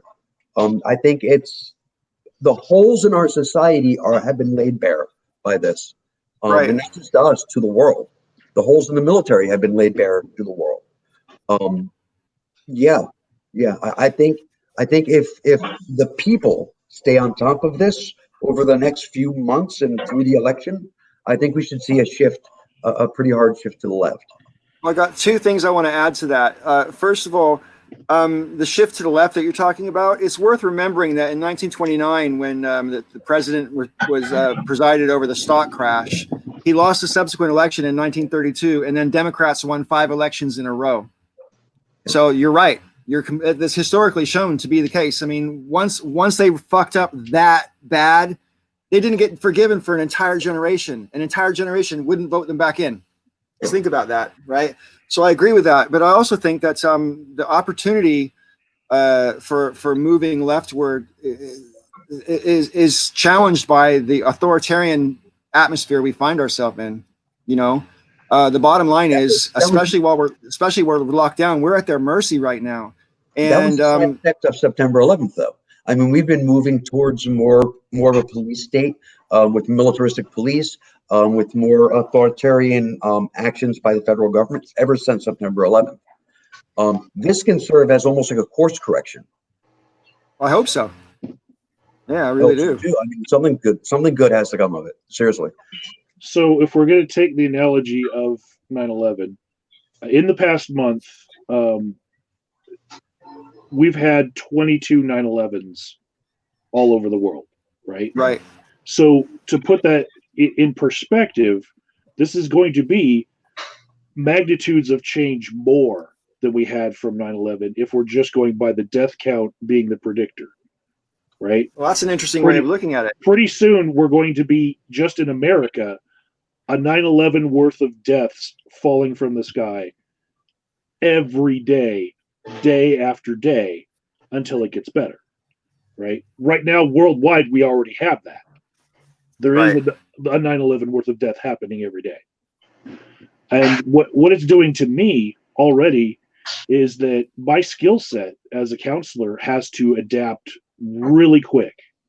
Because as an addiction counselor, I have all the tools needed to show somebody that there is a problem if they're in denial of the problem. So if someone says, this is just like the flu, you know, I've watched enough Wagner videos to tell people when they're being a fucktard. If they need to be called a fucktard, I will call them a fucktard, right? And I could show them all of the different things that they need to see this is serious. You need to pay attention. My problem now is my skill set has to adapt because all of us are going to have to be grief counselors now. And grief is a completely different animal. Yeah. Right? And when I say all of us, I'm not just talking about the counselors. I'm talking about Dev and Peach are going to have to be grief counselors and take everything that I'm saying as a grief counselor to people and spread it, because we're all going to have to be grief counselors. And when I say all, I mean all. And that part, I guess, is back to my own skill set of like telling people how serious this is. We're all going to be grief counselors. No, I find it interesting how many people seem to want to think that we're going to like just flip a switch and turn everything back to normal, as if there's not all these unemployed people and as if everybody's not like, I mean, just when they tell you go ahead and go back to work, but still do social distancing in terms of keeping yourself not too close to people and so on. I mean, I read the Journal of the Plague Year by Daniel Defoe about the plague in London in 1665. And after it was over, people were still like quite, you know, if you shook someone's hand, that was like a major symbol of, hey, I trust you, you know, because people were scared of each other for a long time afterwards because you didn't know if they were going to get you sick, you know. And the fact is that even if the virus peaks, you know, May or whatever, and then goes down, if we don't handle it properly, we're going to get another spike in the autumn or next spring for that matter. And we're going to be dealing with this for half a decade or more. Before the virus is actually to the point where it's not interfering with everyone's lives and completely cocking up society. So I think this idea that we're going to get back to like normal really depends on how you want to define normal in the first place. You know, I mean, is aviation going to come back to normal? I don't know. What about entertainment? I mean, the industries that have taken the big hits are hospitality, entertainment, aviation. Well, there's going to be a new normal.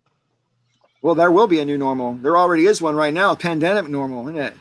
But I mean, just like aviation, like the cruise lines, for example, the government wants to bail out the cruise lines, and I'm like, hang on a minute, none of them are registered, flagged in America. They don't pay American taxes. Most of their workforce is not American. And we can live without cruise ships. It's not an essential business, right? So like, you get off without them. I'm fine. I'm like not 100% fine with them doling out lots of money to corporations. But if we have to save anybody, save the ones who are essential, who are employing lots and lots and lots of people. If you have to save some, save those ones. Don't save ones that basically the cruise lines are there for mostly rich people. I mean, cruises are expensive, you know. So I think that it makes it suspicious to me. It's just like they're saving this because they want it for themselves. They're not saving it for me and you. They're not saving it so we can go on a cruise, right?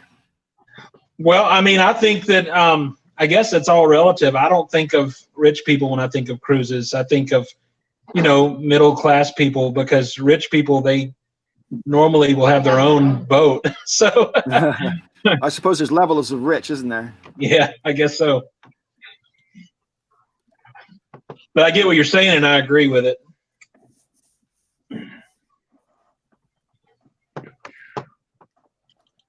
Kazoom, I'm gonna poke you. I'm poking you. I generally agree with what you were saying. I also agree with Wayne, though, that it's not always for the very rich. It's because the rich have their own boats. So yeah. Right. Yeah, I'm Oh, Kazoom, I love your channel where you analyze people who are being grilled by the police. I just wanted to tell you that. Oh, right on. Thanks. Now I can't claim to be the one to write the scripts for that. I'm just the narrator, but I'm glad to be a part of that project. Okay, well, it's really interesting. I enjoy doing it. Do you do a lot of voice work, Kazoom? Not a whole lot. I mean, I have a profile on Fiverr, and that's how they found me in the first place for Jim Can't Swim. But probably Jim Can't Swim is probably my main the main job that I have. Right. I have there's a number of very small. Oftentimes I do commercials for different products in Pakistan. I get a lot of people from Pakistan on through Fiverr. I don't know why that's so popular there, but I guess it's because I don't charge much. So yeah, and probably someone there shared you to someone else, and then it just snowballs after that. Like for a long time, the most popular video I ever made on YouTube was called "How to Have Sex for Women Only," and it was like a joke video I made to back in those days, just because that's the kind of video I made back then. And anyway, so you know how you can look at the analytics on your videos, right? Well, it was the most viewed video I made from the day I made it, and it stayed that way for many years. But I looked at the analytics one time, and there was a month, about a year and a half after I made the video, so it is no longer like circulating in like the sidebar or anything like that. You know, it's a small YouTuber video that's only had like a couple of thousand views or whatever. But for someone in India must have seen it. And for like about 3 weeks, I had this big fucking spike where there's thousands of people in India watching my video. I'm like, what are they showing it in school or something? Oh God, yeah. How long was I miss the spike? making videos like that. It lasted for about 3 weeks. Yeah. Huh? So clearly someone was sharing it, and it went around like fire for a while there, and it got like 4,000 views in India in the space of 3 weeks, which I thought was kind of interesting. Because like I said, the video was already old then, you know, so I don't really know how the algorithms work when it comes to small channels like mine. I always think they just shunt mine into the rubbish bin now. You know what I mean? Well, it's different now than it was back then too. Oh, way different. The algorithm doesn't favor small channels at all. Mm-mm. No, I had a video, one of my very first videos that I made on YouTube in 2006 got over 1 million views, and then one of my jobs made me take it down. So wow. I don't have it up anymore. It was a video of me with a whoopee cushion under my arm going through Walmart, farting in Walmart is what it was called. This was before Jack Bale was popular. This was before I knew anybody else ever even did any of that. And it got like over 1 million views, and people were wanting me to put links into my videos, and they were paying me it's like, wow, this is a cool concept. And then I was a pastor. I'm not in church anymore, but one of the older ladies in the church got offended when she found that video, and so they all petitioned I take it down. So I did. Wow. I don't even know what to say about that. So one random person got offended, and they're like, take that down. And out of a million people, one person was offended. Think about that. Yeah. Right? Yeah. No, that's the way it works now. Well, I got pretty strong views about, offense and free speech and stuff like that. And goodness knows we talked a lot about that on the Breakfast Club channels back in the day. But I get really, really disheartened with how, because obviously as a sort of lefty guy myself, I get really, really disheartened when people on the left get more sort of authoritarian in their approach towards free speech. I don't think that I'm not in favor of fascism, for example, or Nazis or anything like that. And I don't think, hey, they all deserve a huge platform, but I also don't think you can say they can't speak. So, I'm not sure what the right answer is to that, but I think censorship's the wrong answer. It's the conversation that was going on when we left YouTube, wasn't it? It was basically like, yeah, it was one of the main conversations at the time when we both kind of walked away from YouTube, when it was the whole canceling, platform canceling. Yeah, well, I mean, one of the things that me and Steve Shives used to disagree about a lot was our approach to free speech, because I like Steve a lot, and I think Steve's heart's in the right place. But he's way more sort of restrictive in his thinking, in terms of he thinks that certain things shouldn't be allowed. Well, And I think certain things should be discouraged, but whether you want to make them illegal or not is a completely different question. Well, the best disinfectant is sunlight, so they say.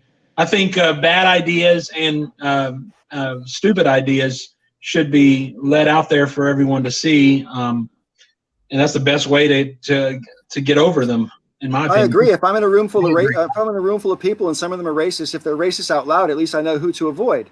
If they're not, I don't want to be kissing up to people and finding out later on that person is like a rapist or a murderer or a racist or whatever. I just, I'd rather people were. The argument against that, for a lot of people, is that if you allow people to spread their ignorance, it will do that exactly. It'll spread. It'll influence. Right. And I don't think that there's a remedy to that anyway. I think if you hide ideas, if you try to silence ideas, that makes them more attractive to certain people. I agree. Younger people who by nature are going to be looking for the things that are going to shock and to outrage, or find things that are forbidden to be more attractive. So I think trying to silence people you disagree with actually works against you in the long run. I agree. I also just think that go on. I'm kind of mixed on it, because I know that there was a period of time where I got sucked down for probably a couple years down the white nationalist rabbit hole, not knowing it was even white nationalism, because the people that are spewing it don't even think that they're saying white nationalist talking points. So I don't know. If I would have, if the only places that I could get those kinds of views, hear those kinds of views, would have been on platforms that are known to be white nationalist platforms, I may not have taken some of those things as seriously. So, I feel very strongly about freedom of speech when it comes to the law, but when it comes to Sure. platforms such as YouTube, I'm just like, well, maybe they don't need to be allowing all the types of speech on there, because especially when a lot of the people spewing that stuff don't even acknowledge that their views are what they are. Well, I agree. That's one of the things, like Sargon of Akkad a few years ago. Well, long story short, yeah, that guy claims to be like a free speech warrior and blah, blah, blah. And so he has a very good tactic, and other people do it as well, like Ben Shapiro and Jordan Peterson and people like that. They have this tactic where what they'll do is they'll wrap a lie inside of a truth, because you think you're getting the truth, so you swallow it. But what they're really selling you is a lie. So they'll say some things which are like rhetorically obviously true, and then attach a bunch of bad arguments to that stuff. And not really necessarily, unless you're thinking properly, you don't necessarily notice that they're bad arguments and they don't go with those true things. So you associate the truth with the bad stuff because they are speaking some things that make sense. And this is what they do. They hang the bad stuff on the good stuff, so you swallow the whole thing. Yep. It's a tactic. It's a tactic, in my opinion. And I think Ben Shapiro is particularly good at it. He comes across as all self-righteous, and I know what I'm talking about. And part of it is his demeanor. He just comes across authoritatively, even though he's spewing complete nonsense. But if you spew nonsense in a articulate and attractive way, people are more likely to take you seriously, even if it's nonsense. You know? So, very long walk to getting to what you're talking about. When you started out this video asking if people knew anyone that was affected by COVID-19, I did, and I didn't speak up. I know nurses that I've worked with in the past few years that are COVID-19 nurses right now, Yeah. and they're going to get it. They're all going to get it. They're distanced from their own families right now. They sent their kids away to live with other people, and it really sucks. And at the same time, I have to counsel people who have conspiracy theories right now that coronavirus is a hoax. I just had somebody in my face like this on camera going, okay, they're doing this over here, but what are they doing over here? Look at this, and at the end of the day, I'm really drained by this, but I know, just like the New Zealand shooting, just like 9/11, there will be a feature-length presentation show up on YouTube that will say that coronavirus was a hoax. And or that it was a I will government be plan and they pissed did it the whole time. Yes, Yeah. They're going to put it because the Chinese government tried to pin it on America in the first place. And like I said to Kazum in a comment on one of his videos about it, I mean, don't get me wrong. I'm not about to jump out there and say, hey, this is a CIA plot. I'm not going to say that. You need some evidence to say stupid shit like that. Having said that, like I said to Kazum in the comment, I wouldn't put it past them. So You can't honestly say after everything the United States intelligence services have done over the past 75 years, you can't say that's not something they would think of or would do, because we've overturned governments all around the world in various different violent ways. So I've seen the seeds of it. From my point of view, if you can't prove it, you shouldn't make the accusation as such. But at the same time, I'm not gonna say that I wouldn't believe that, because it wouldn't surprise me if that was the case. But without evidence, you can't go around saying that. Having said that, like in 2017, Trump had a report on his desk from the CDC about what to do if there's another coronavirus pandemic. He threw it away, and then 6 months later, he fired the pandemic response unit. And that type of thing is meat for the very people that you're talking about, because that preceded the virus, and so therefore it seems like they knew the virus was coming. That's what they're going to say. They're going to point to all these little things, which I think they're coincidental. They're circumstantial, right? Mm-hmm. But I can understand how they fit a conspiracy theorist narrative, because I naturally think in conspiratorial terms anyway. So I see how that chain of thought will rise up. On the shallow end of this pool, the things I'm already hearing are that the swine flu happened and the media didn't give it the same attention that they've been giving coronavirus now. I've heard that we all have coronaviruses, and that's why tests would come up positive, because but even though I can go to a website for Colorado right now and see how many people have tested negative for coronavirus and how it outnumbers the positives by far. Right. They're spreading this misinformation that everybody has coronaviruses, so anyone who goes and gets tested is going to come up positive for it.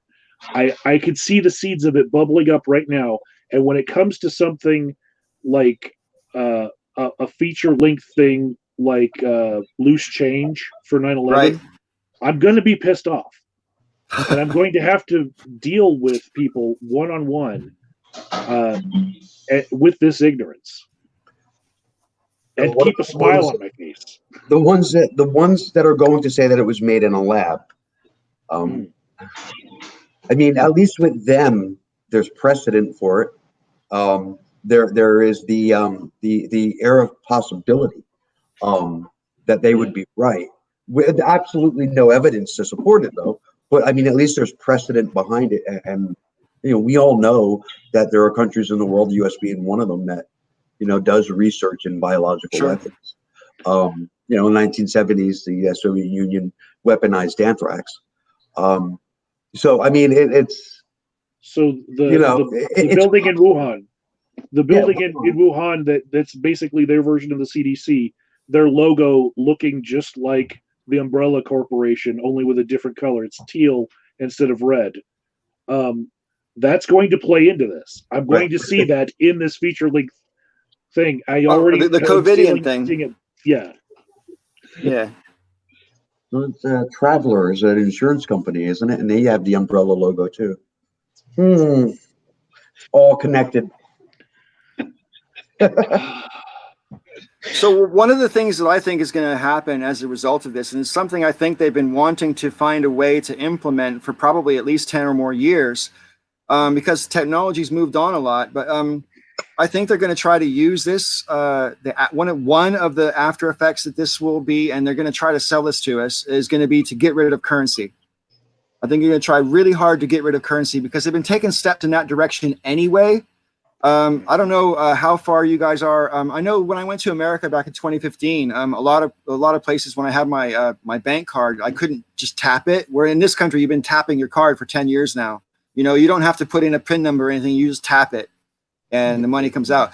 That's if it's less than 30 pounds. If it's more than 30 pounds, you still have to put your number in. But you can buy something for 30 pounds or less just by tapping it, right? And I have some places here where they don't take cash. Right. There's plenty of places here that don't take cash as well. And I think that they're going to use this to say that currency is the most obvious vector for transmission because it goes through so many people's hands. No one ever washes their money. I know I've never washed my money. Do you know what I mean? So I think they can make a persuasive argument for getting rid of currency. But if they get rid of currency, we are screwed. We're screwed because all they have to do is turn off your ability to access your own currency. And you're a dead person. That's it. There's nothing you can do. If they turn off your chip or your card or whatever, or deny you access to your bank account, no matter whether you deserve that or not, no matter whether it's fair or not, you're reduced to being a thief on the day because you can't even buy anything with money if you saved it up. Well, the only time I use cash is if I'm buying drugs or illegal ammunition and guns. So, which are they both illegal or just the ammunition? I'm joking about both. I was just. I suppose. What do you guys think? Do you think that what do you think is going to be like the after effects of this? You think they're going to keep currency? I think currency is going to stick around for a while. I think it'd be at least 10 years or so before we'd start seeing an actual end to that. Yeah, I mean, I think it'll be discouraged and people are going to be encouraged to use alternate forms of payment, but currency itself, I mean, especially, you know, here in the States, it's just so bred into us about, you know, this note being legal tender for all transactions is pretty much printed right on the money. Right. You know, there's a legal argument to hanging on to it, you know, and there's also a freedom argument to hanging on to it. So when there's go ahead.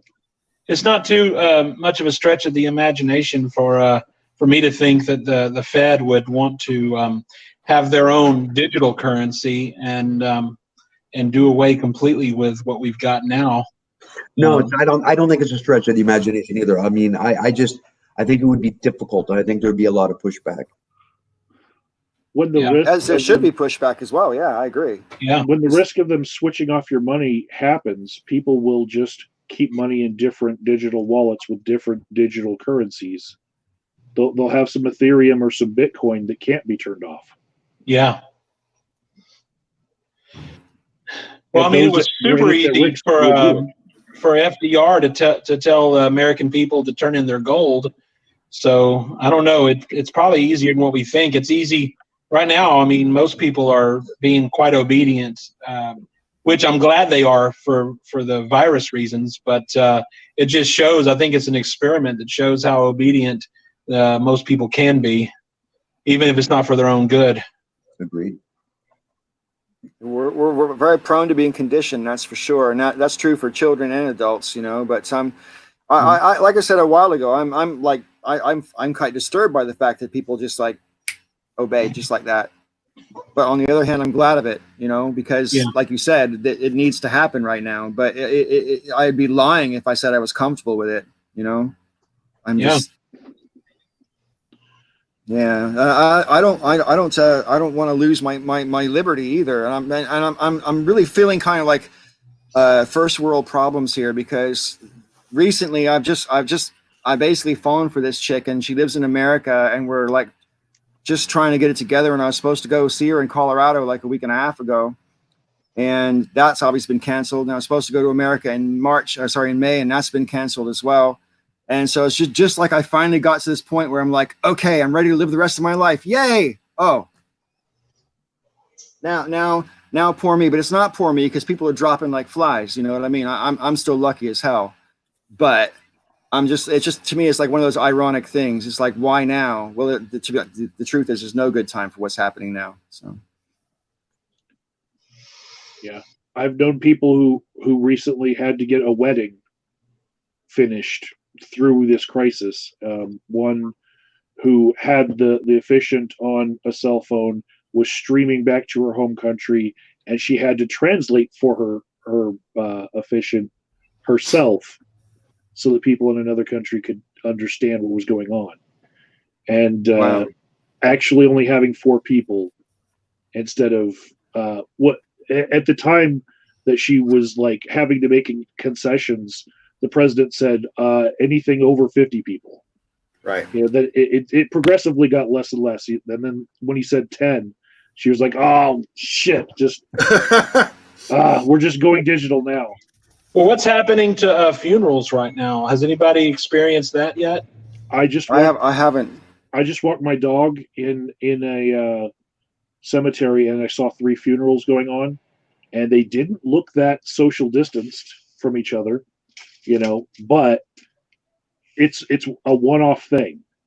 You know, it's a very special occasion. I imagine that there was a lot of sobbing on each other's shoulders and whatnot, but Sure, of course. if Hey, you're going to Pete, do one thing that's going to expose you, let it be something like that. Yeah. Yeah, right. Peach, are you and Rob still planning to get married? Well, I mean, yeah, eventually, but we really can't because of the health insurance problem here. Sure. See, Yeah. he's on Medicaid, which I don't qualify for, and this is what guarantees his access to healthcare and his meds. But if we were to get married, then my income would legally become his income, and he would lose his eligibility, and we're not willing to risk that. Yeah. That's too much of a risk. Yeah. It's Wow. another reason why we were really hoping Bernie Sanders would win. Sure. Yeah. Yeah. Well, that's the thing. Normally, you don't think of your wedding as depending on who's president or not, right? That's not the kind of thing you normally associate with politics, but I can see how it makes a difference. People like us, definitely. Well, even if Bernie Sanders or someone else who believes in, Medicare for all becomes president, I mean, it's still an uphill battle. You've got, 500 and whatever amount of people in Congress who have to, push forth something that would for him to sign that would coincide with that, with his plan to have that. I agree, but if Bernie Sanders won the presidency, I mean, if you consider for a moment how fantastically unlikely that result actually is, I think he'd be going into the presidency with an awful lot of weight behind him because they tried everything to stop him and he got there anyway. So he's basically to have the force of a tidal wave saying, look, you can't stop me because I've literally got the whole country behind me here. But on the other hand, I see Bernie's chances of getting it as dwindling so much that I'm very close to losing any hope at all. This pandemic is making the case for him, though. Yeah, but Bernie being Bernie Sanders, he doesn't want to use the pandemic as a political tool, which is kind of ironic because this is exactly the time to make the point you need to make, Bernie. You know what I mean? Donald Trump wouldn't hesitate. You're not wrong. Yeah. I mean, even Joe Biden basically made the argument for Medicare the other day. He basically said, we need to make sure. He says we don't want to have a single payer system. He says what we need to do is to make sure that the government is paying for the infrastructure of healthcare. Well, that's Medicare for all. He's basically talking out one side of his mouth because he doesn't want to support the policy because that's capitulating. That would be capitulating. So he basically said the same thing without using the words Medicare for all. And because he didn't say the words Medicare for all, people say he's saying something else when he's really not. So I don't think he even believes what he says. He's using a rhetorical device to get out of answering the question, which is a political tool, isn't it? That's what they all do. Depending on how it's phrased, I think most people are for Medicare for all, even conservatives. I think you just got to phrase it in a different way. So Well, yeah. I mean, if you phrase the question as, would you like healthcare to be free at the point of service? Everyone's going to say yes. I mean, why would you say no to that? No, What possible logical argument could you have for saying no? I'd rather pay. They'll say that, well, it's not really free. They'll say it's paid for by taxes, and then they'll go into detail about how it's paid for by taxes. It's paid for by taxes anyway to the insurance companies. It's the same thing. You're paying insurance companies for their profit, which you don't have to pay the government for because the government won't profit. So if you take the profit out of it, yeah. I agree. I'm just saying that's the argument people would give, though. Yeah, I mean, there are plenty of people out there that have basically said they would be more than happy to see people who can't afford coverage, die. They're okay with that. I just can't get my head around the fact that there's people like that in America, but I know there is. There was the Tea Party rally where they were throwing dollar bills at the guy in the wheelchair. They're just, here's, you want my money? That's my money. I mean, that's the way they look at it. There's plenty of people in the States that feel that way. I got mine. Screw you. Yeah. I've always been, pretty much right wing in that area, but the way I think about it now is, and now that I sell insurance and I do see, group insurance, big companies, the larger the company, the more leverage you have to get better rates. So if you have a real big company, they're going to want to work with you to get those premiums paid to that company. You'll have more leverage, more liberty to say, hey, we'll do lower deductibles at the same rate as what this small company's getting it for. Well, I think that the United States as a whole collectively could be a group, and we would definitely have a better chance of having something more affordable, at least if we looked at it like the United States was an employer. We already have employer, group insurance. Why not just one big group? That, and I'm pretty much against government, but to me, this is something that goes beyond politics, in my opinion. So yeah. When I told someone about 10 years ago, I did the political compass thing, and my result was way down in like Karl Marx's beard somewhere. And when I did the 8 values one, it came up as socialist libertarian. And that sounds, to lots of people, those two terms sound contradictory, but they're really not. And so from my point of view, as the socialist side of that, and when it comes to healthcare, for example, I said this earlier, but I mean, like, you think of it as infrastructure rather than a commodity. It's something that everyone needs. So you provide it at the lowest possible cost, and that means taking the profit motive out of it. Because if you're paying someone for a profit, then you're paying more than you have to pay. If the government runs it, there's no profit necessary. The government doesn't need to make a profit. People need to make a profit in their businesses, sure, but the government doesn't need to make a profit. So by taking the profit out of the equation, you can then use that money, which would have been paid to someone for a profit, to go back into the service. There's so many arguments in favor of Medicare for all, and literally none that actually make any sense against it. So, well, there'll always be a need for people to be motivated to get into the medical industry and be able to profit, even if there were universal health care. There's always going to be specialists or people who would prefer to skip the lines and go to a private doctor. So there's always going to be a need for people like that anyway. Well, sure, that's the case in this country, Wayne. I mean, I've lived here for 30 years now, and the NHS has certainly seen its fair shares of ups and downs thanks to various who's in government at the time and so on. And right now they've been strapped for cash for the past 10 years. So it's at its worst condition than it's ever been since I've lived here. Having said that, there are still private hospitals and private doctors that you can go to and stuff. So people who want to skip the queue, if you want to put it that way, still can do so. And that comes out of their own pocket. What's happening there? I don't know. I don't know what happened to him. He went screwy. It makes me think of Harry Potter when he says diagonally, and now he's diagonally anyway. So yesterday, Sister Danger was saying something about how she'd like to see her taxes go to just the programs that she likes, so that she knows that the money that personally came from her doesn't go to things that she doesn't want to support. Right. And this relates to this conversation that we're having. Here in Colorado, we have a kind of a similar thing where we have this thing called TABOR. It's the Taxpayer Bill of Rights. And anytime we have our legislators want to spend money on a new program, a referendum happens to the people that says, hey, do you want your taxes raised for this? And I can count in the last 10 years, twice we have raised taxes for any programs.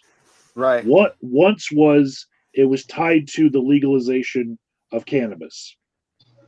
Do you want to tax it? And then the rate that we set in those laws, although revenues that we collected above that, we had to have another referendum like, what do we do with this extra money that we collected? Right.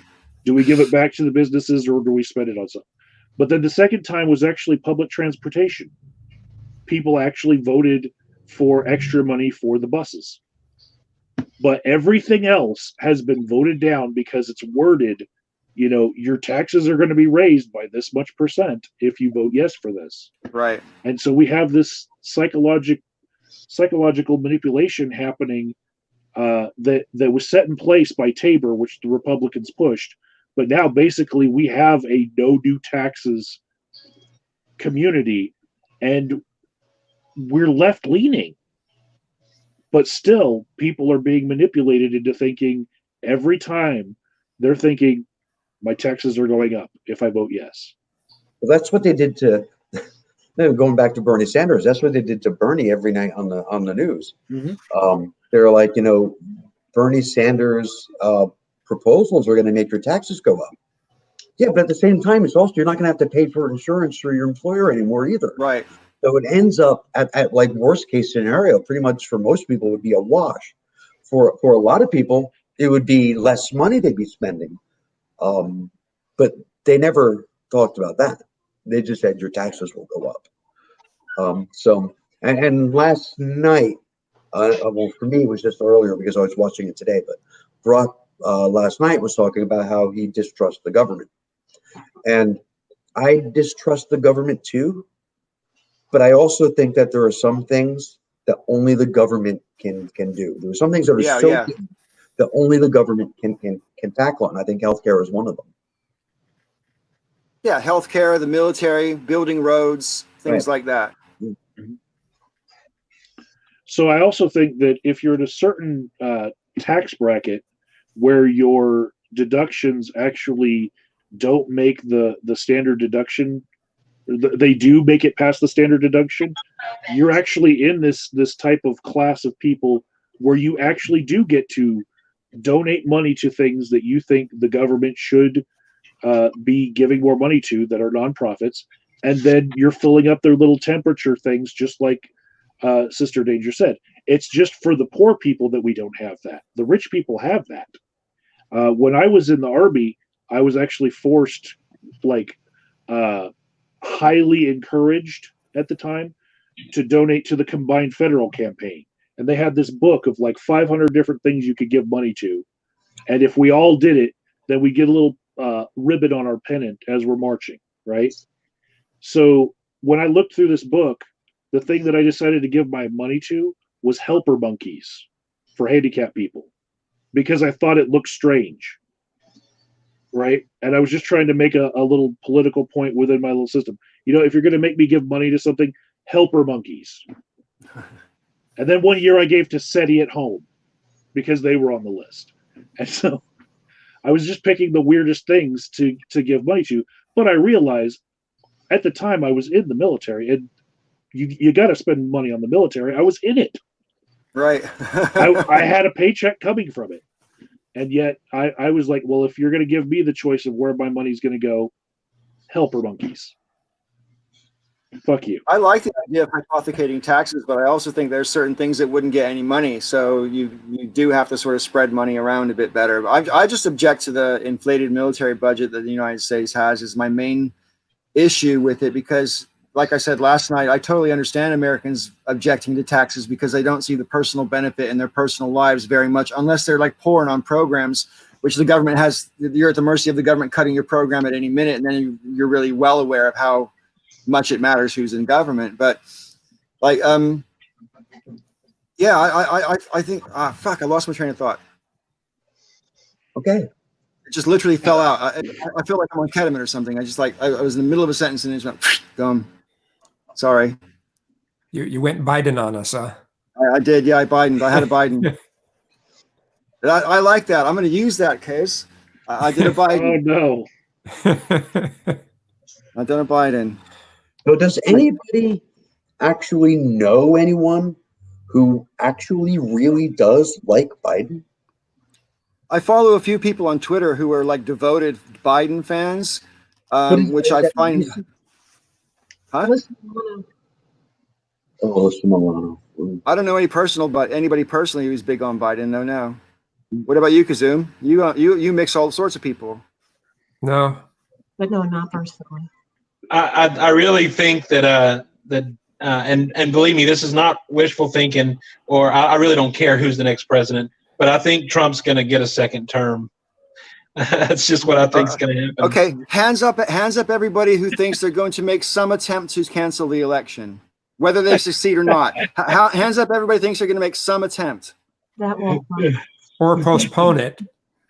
They're going to probably try and get it to happen online, and then a bunch of older people who normally are the majority of the voters aren't going to figure out how to vote online. Well, online voting is the least possible secure method of voting, so I'm against that completely.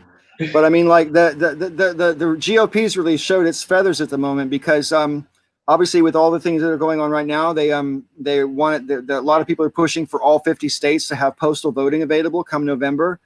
And the recent stimulus budget bill that was passed deliberately left out the Postal Service, and the Postal Service is saying they need $2 billion to carry on, or they won't be able to. They're going to have to shutter part of the service. And the GOP is already saying that they don't want the postal votes to happen because higher turnout favors Democrats.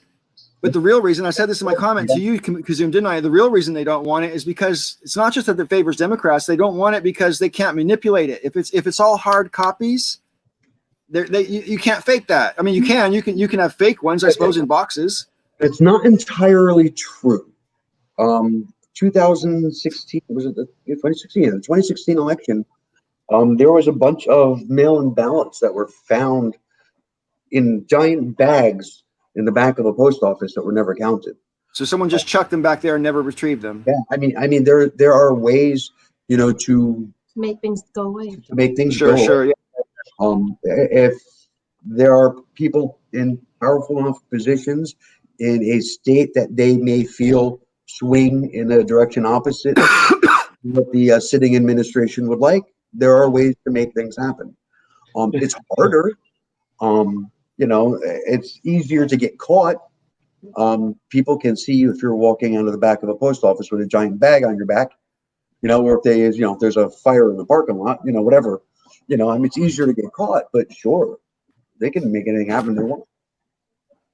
Well, you guys are definitely bolstering my resolve as far as being completely apathetic, and maybe it's a bad attitude I have, but you guys are definitely giving me more examples. So it is a bad attitude, and it's also completely understandable. I think most of us at some level are feeling like a lot of what we do and a lot of what we want to see happen is useless. Yeah, Paul, one of the reasons why I don't know anyone that is really enthusiastic about Joe Biden is because I know a lot of activists and I know a lot of other delegates. And what happened was he didn't campaign in a whole bunch of states that he just magically won. Right. Without campaigning in them. And so I would have known which of my friends were out there standing on street corners waving signs in little parties if he did anything like that. I know which of my friends are Bernie supporters. I don't know anyone who's a Biden supporter because he won with not campaigning at all. Has he have anybody ever seen a Joe Biden bumper sticker? No. No. I do know. I got a Bernie sticker on my fridge. No Biden sticker. I'm in an area that is very heavily African American in the Shreveport, Louisiana area, and there are a lot of people who are African American around here who they do like Joe Biden, and they think that Bernie Sanders is too socialist. Around here, that's the mindset of a lot of people. They liken Joe Biden to back during the time of Obama. So, and a lot of people around here are Obama fans. You know, that's just the way it is in the South, or at least in this part of my little neck of the woods. It's the way it seems to be. Well, it doesn't surprise me. Louisiana is I've never been down that part of the country, but in the southern states, the culture is so much different, and I've never really been exposed to it, so I have no opinion about what it's actually like down there. But I know it's a lot different than where I come from in California, that's for sure. Oh yeah, it's a different world. I've been to California. It's a different world than here. I'll be right back. Have you done much traveling, Rob and Peach? Have you done much traveling around the country? Like ever or recently? No, just internally in America, like ever, like in the course of being you. Have you done much traveling within? Because some people only stay in their like local area their whole life, and then other people, like my daughter's been to 50 countries. You know what I mean? So, within the states, I've been all over the place. We've gone to Washington and State and DC and Florida and Hawaii. I've been to Hawaii. So yeah, I've done a fair amount of traveling within the states. Yeah, I've never been to Hawaii. My whole family's been to Hawaii, but I've never been. Oh, I love Hawaii. Like to go. It's just too expensive. What about you guys down in the bottom row there? By much traveling? You see my videos of all these abandoned places in different states. Misty will drag me everywhere. But even before that, I went around the country visiting other YouTubers and, putting them in cut up surveys here. But I haven't been up to the Northeast ever. I actually still feel like a little depression from I was in the military when 9/11 happened, and I've never seen like the scar of what happened. I've never been there. And I feel like, man, that's kind of a duty of mine to go see it or see what it is now. That elevator, I've seen videos of people from the inside of that elevator inside the tower. I'm like, man, I want to go on that ride. So one day I'll get up there if I can show Misty some abandoned mansion that's near it. Yeah, and I'm with Michael. I haven't been up to the Northeast at all, but I've been to every southern state. I've been to every state that borders the South in this country, so that would include the Southeast, Southwest, California. I've been to about half the states, most of the Midwestern states, and all the southern states. I think I've been to 12 or 13 states, and most of that was literally when I was on the bus from Santa Rosa, where I come from in California, to Chicago. So you don't even really count that as being in the states, because I'm literally driving through them and stopping to use the toilet and have dinner and stuff. But basically, it was a Greyhound bus, and so the bus literally drove for like 30 hours nonstop. Well, stopping for food and stuff. That was pretty much it. But so I can't, even though I've been through Utah, I don't really feel like I've been to Utah. I've been through Nebraska, but I don't feel like I've been to Nebraska, et cetera, et cetera. But I spent time in Washington. I've been in Oregon quite a bit. Obviously, California, where I come from. I used to live in Alaska for 2 years. And I spent quite a bit of time gambling in Nevada, I suppose. And I was born in Chicago, so I've been there a few times as well. But I've never been to any of the southern states. I've never been to the East Coast or anything like that. I'd really like to go to the East Coast because I really want to see old America, like Philadelphia, Boston, Raleigh, places like that, where there's like proper old America, where the buildings are like old, because in California, nothing's more than 100 years old, I just realized that two people that stood me up here in Denver are in this same call, and I can just bring it up and make you both feel guilty at the same time. Go on. That's a very knowing laugh that you're hearing from Consume right there. Yeah. Okay, spill the beans, Kazoom. Well, it was when I was driving from Pennsylvania to California.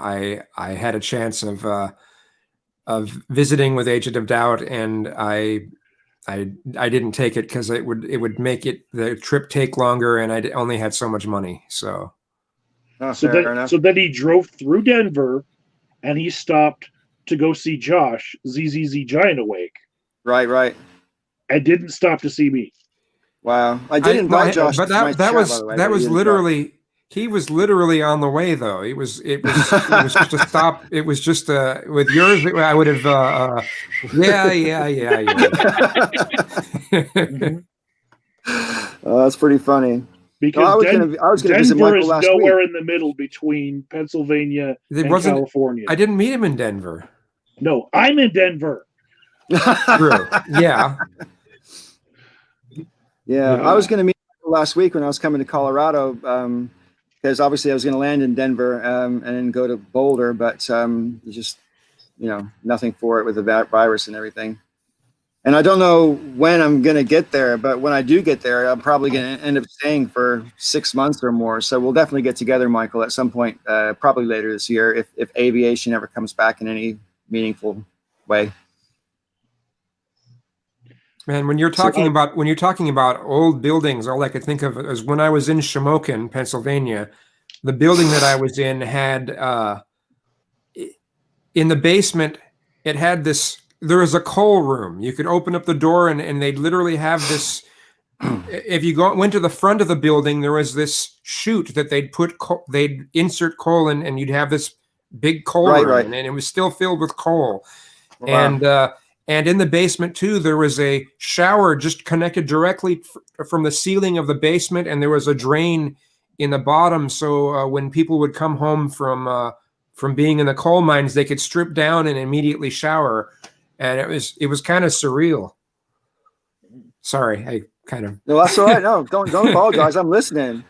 You figure like in Philadelphia, like you had mentioned Philadelphia. I mean, Independence Hall.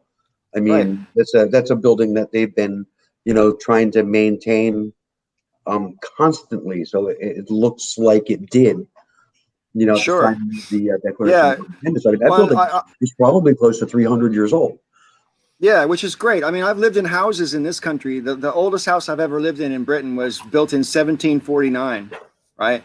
And to me, that's older than America. So that's really I kind of did a job on my head. And when I went to Rome, there's a building. I can't remember if it's called the Palladium or something like that, Paladins, whatever it's called. Anyway, it was built in the year 150, right? And it still looks brand fucking new. It's shocking. And when you're in a building that's more than 1,000 years old like that, it gives you goosebumps. It's hard to put your head around it. Because so many people have gone through that building over the centuries. One of the oldest structures in America actually is in Florida. Is what? In Florida. There's one of the oldest really? buildings in the country would be in Florida, St. Augustine, which was the first permanent city on the continent. Well, I think I no disrespect, because I know what you mean, but I'm pretty sure there's North American cities, indigenous cities in America, which don't get an awful lot of exposure. I'm pretty sure. Isn't there one in Louisiana, Wayne? I know an old Native American city. I'm pretty sure there's one down that way somewhere. It might be Texas. I know that Natchitoches is named after a Native American tribe that was here, but I mean, it's definitely just a normal city. So, right. There were where some American cities stand today. Right. When they started to build those cities, there was empty fields where those cities were. And the land was prime for building. Like it appeared to the people who were building that someone came along and pre-cleared the land for them. Well, what used to be there were other cities. Right. And at the time they didn't know, but there was a die-off of natives long before the settlers came, from just European visitors that were just bopping around, the coast and stuff before the settlers actually showed up. And there's like hundreds of millions of people that died off in many years before people started to build the cities. So yeah, I mean, sure, there were plenty of cities, indigenous cities, but by the time we started to break ground for places like New York or Philadelphia, those cities were gone. You reckon? Okay, fair enough. Because I know in Central America they definitely weren't gone yet. But I mean, I don't really know. I saw a documentary. It must have been 20 years ago though, so it's a bit foggy in my brain. But I saw a documentary on some of these like forgotten cities of the indigenous Americans and whatever. And like I said, I was pretty sure there was one in Louisiana, but it might have been Texas or something like that. And I just may not be aware of it if it's there. Yeah, fair enough. But like last year, be- my daughter went to Cancun, and she went to this city. I can't even pronounce it. It's quite famous, though. It's got like the pyramid in it in the middle, and I can't remember the name of it. But when they went there, she went there with my sister, and my sister's pretty much like she was quite a sort of born again, very sort of straight, religious, conservative chick, right? And they went to this place. I don't remember the name of it, but they went to this place anyway, and they're looking at this pyramid, and they got the tour guide telling them all about the stuff and all about the science of how the pyramid is basically a reconstruction of the universe and the geometry of the way the building has been done. And these people had to know this, and this that we didn't know. Again, Europeans didn't rediscover this knowledge until like 200 years ago or whatever, you know. And it kind of did my sister's head in because, you know, these things are 4,000 years old, and they clearly had a very advanced civilization thousands of years before Jesus ever walked the earth. And so that really throws, once you realize that these were real people and they had these like a genuine, you can see that a city like that takes industry to build. You don't build cities with 10-ton blocks if you don't have an industry. Do you know what I mean? Yeah. There's a popular, especially like for North American indigenous people, there's this popular belief that, you know, there was like the noble savage and all that kind of stuff. Sure. Just nomadic, didn't really settle. Yeah, and it's just isn't really true. And I mean, these different tribes and these different nations and these different peoples had complex relationships and trading networks and everything else. They had commerce, they had government. I mean, they didn't dress like Europeans, but they didn't have the technology of Europeans.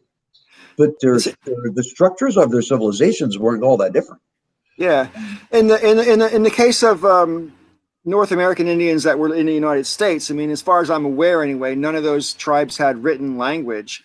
And it's interesting to me. I used to contemplate this when I was a kid. I mean, because they had some kind of laws, rules, whatever. They weren't completely anarchistic.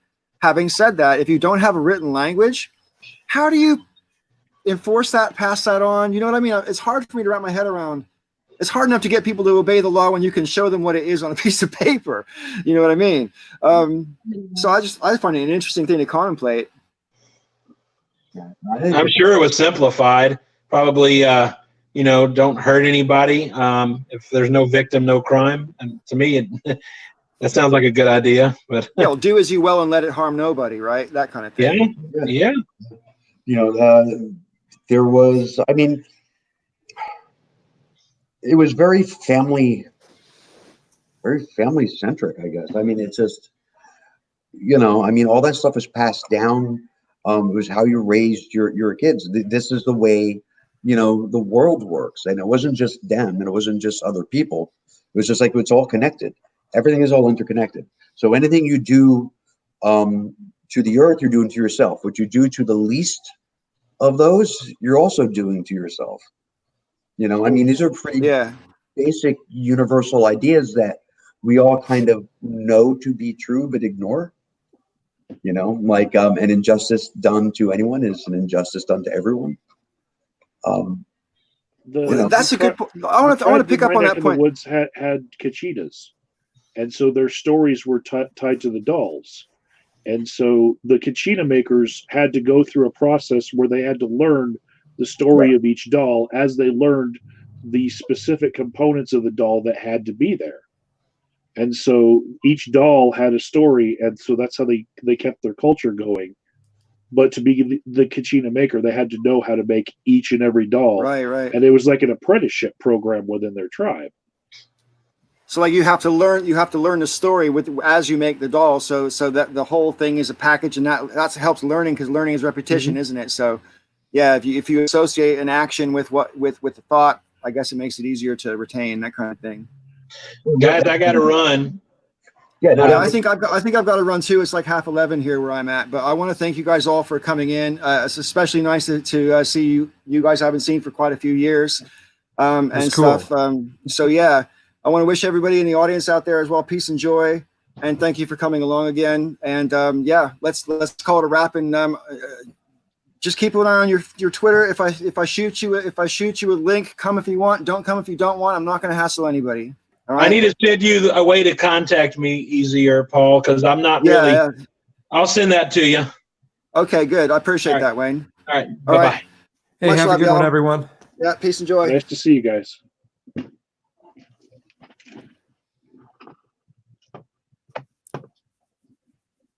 It's like the Brady Bunch again. Yeah. All right. End broadcast. Boom.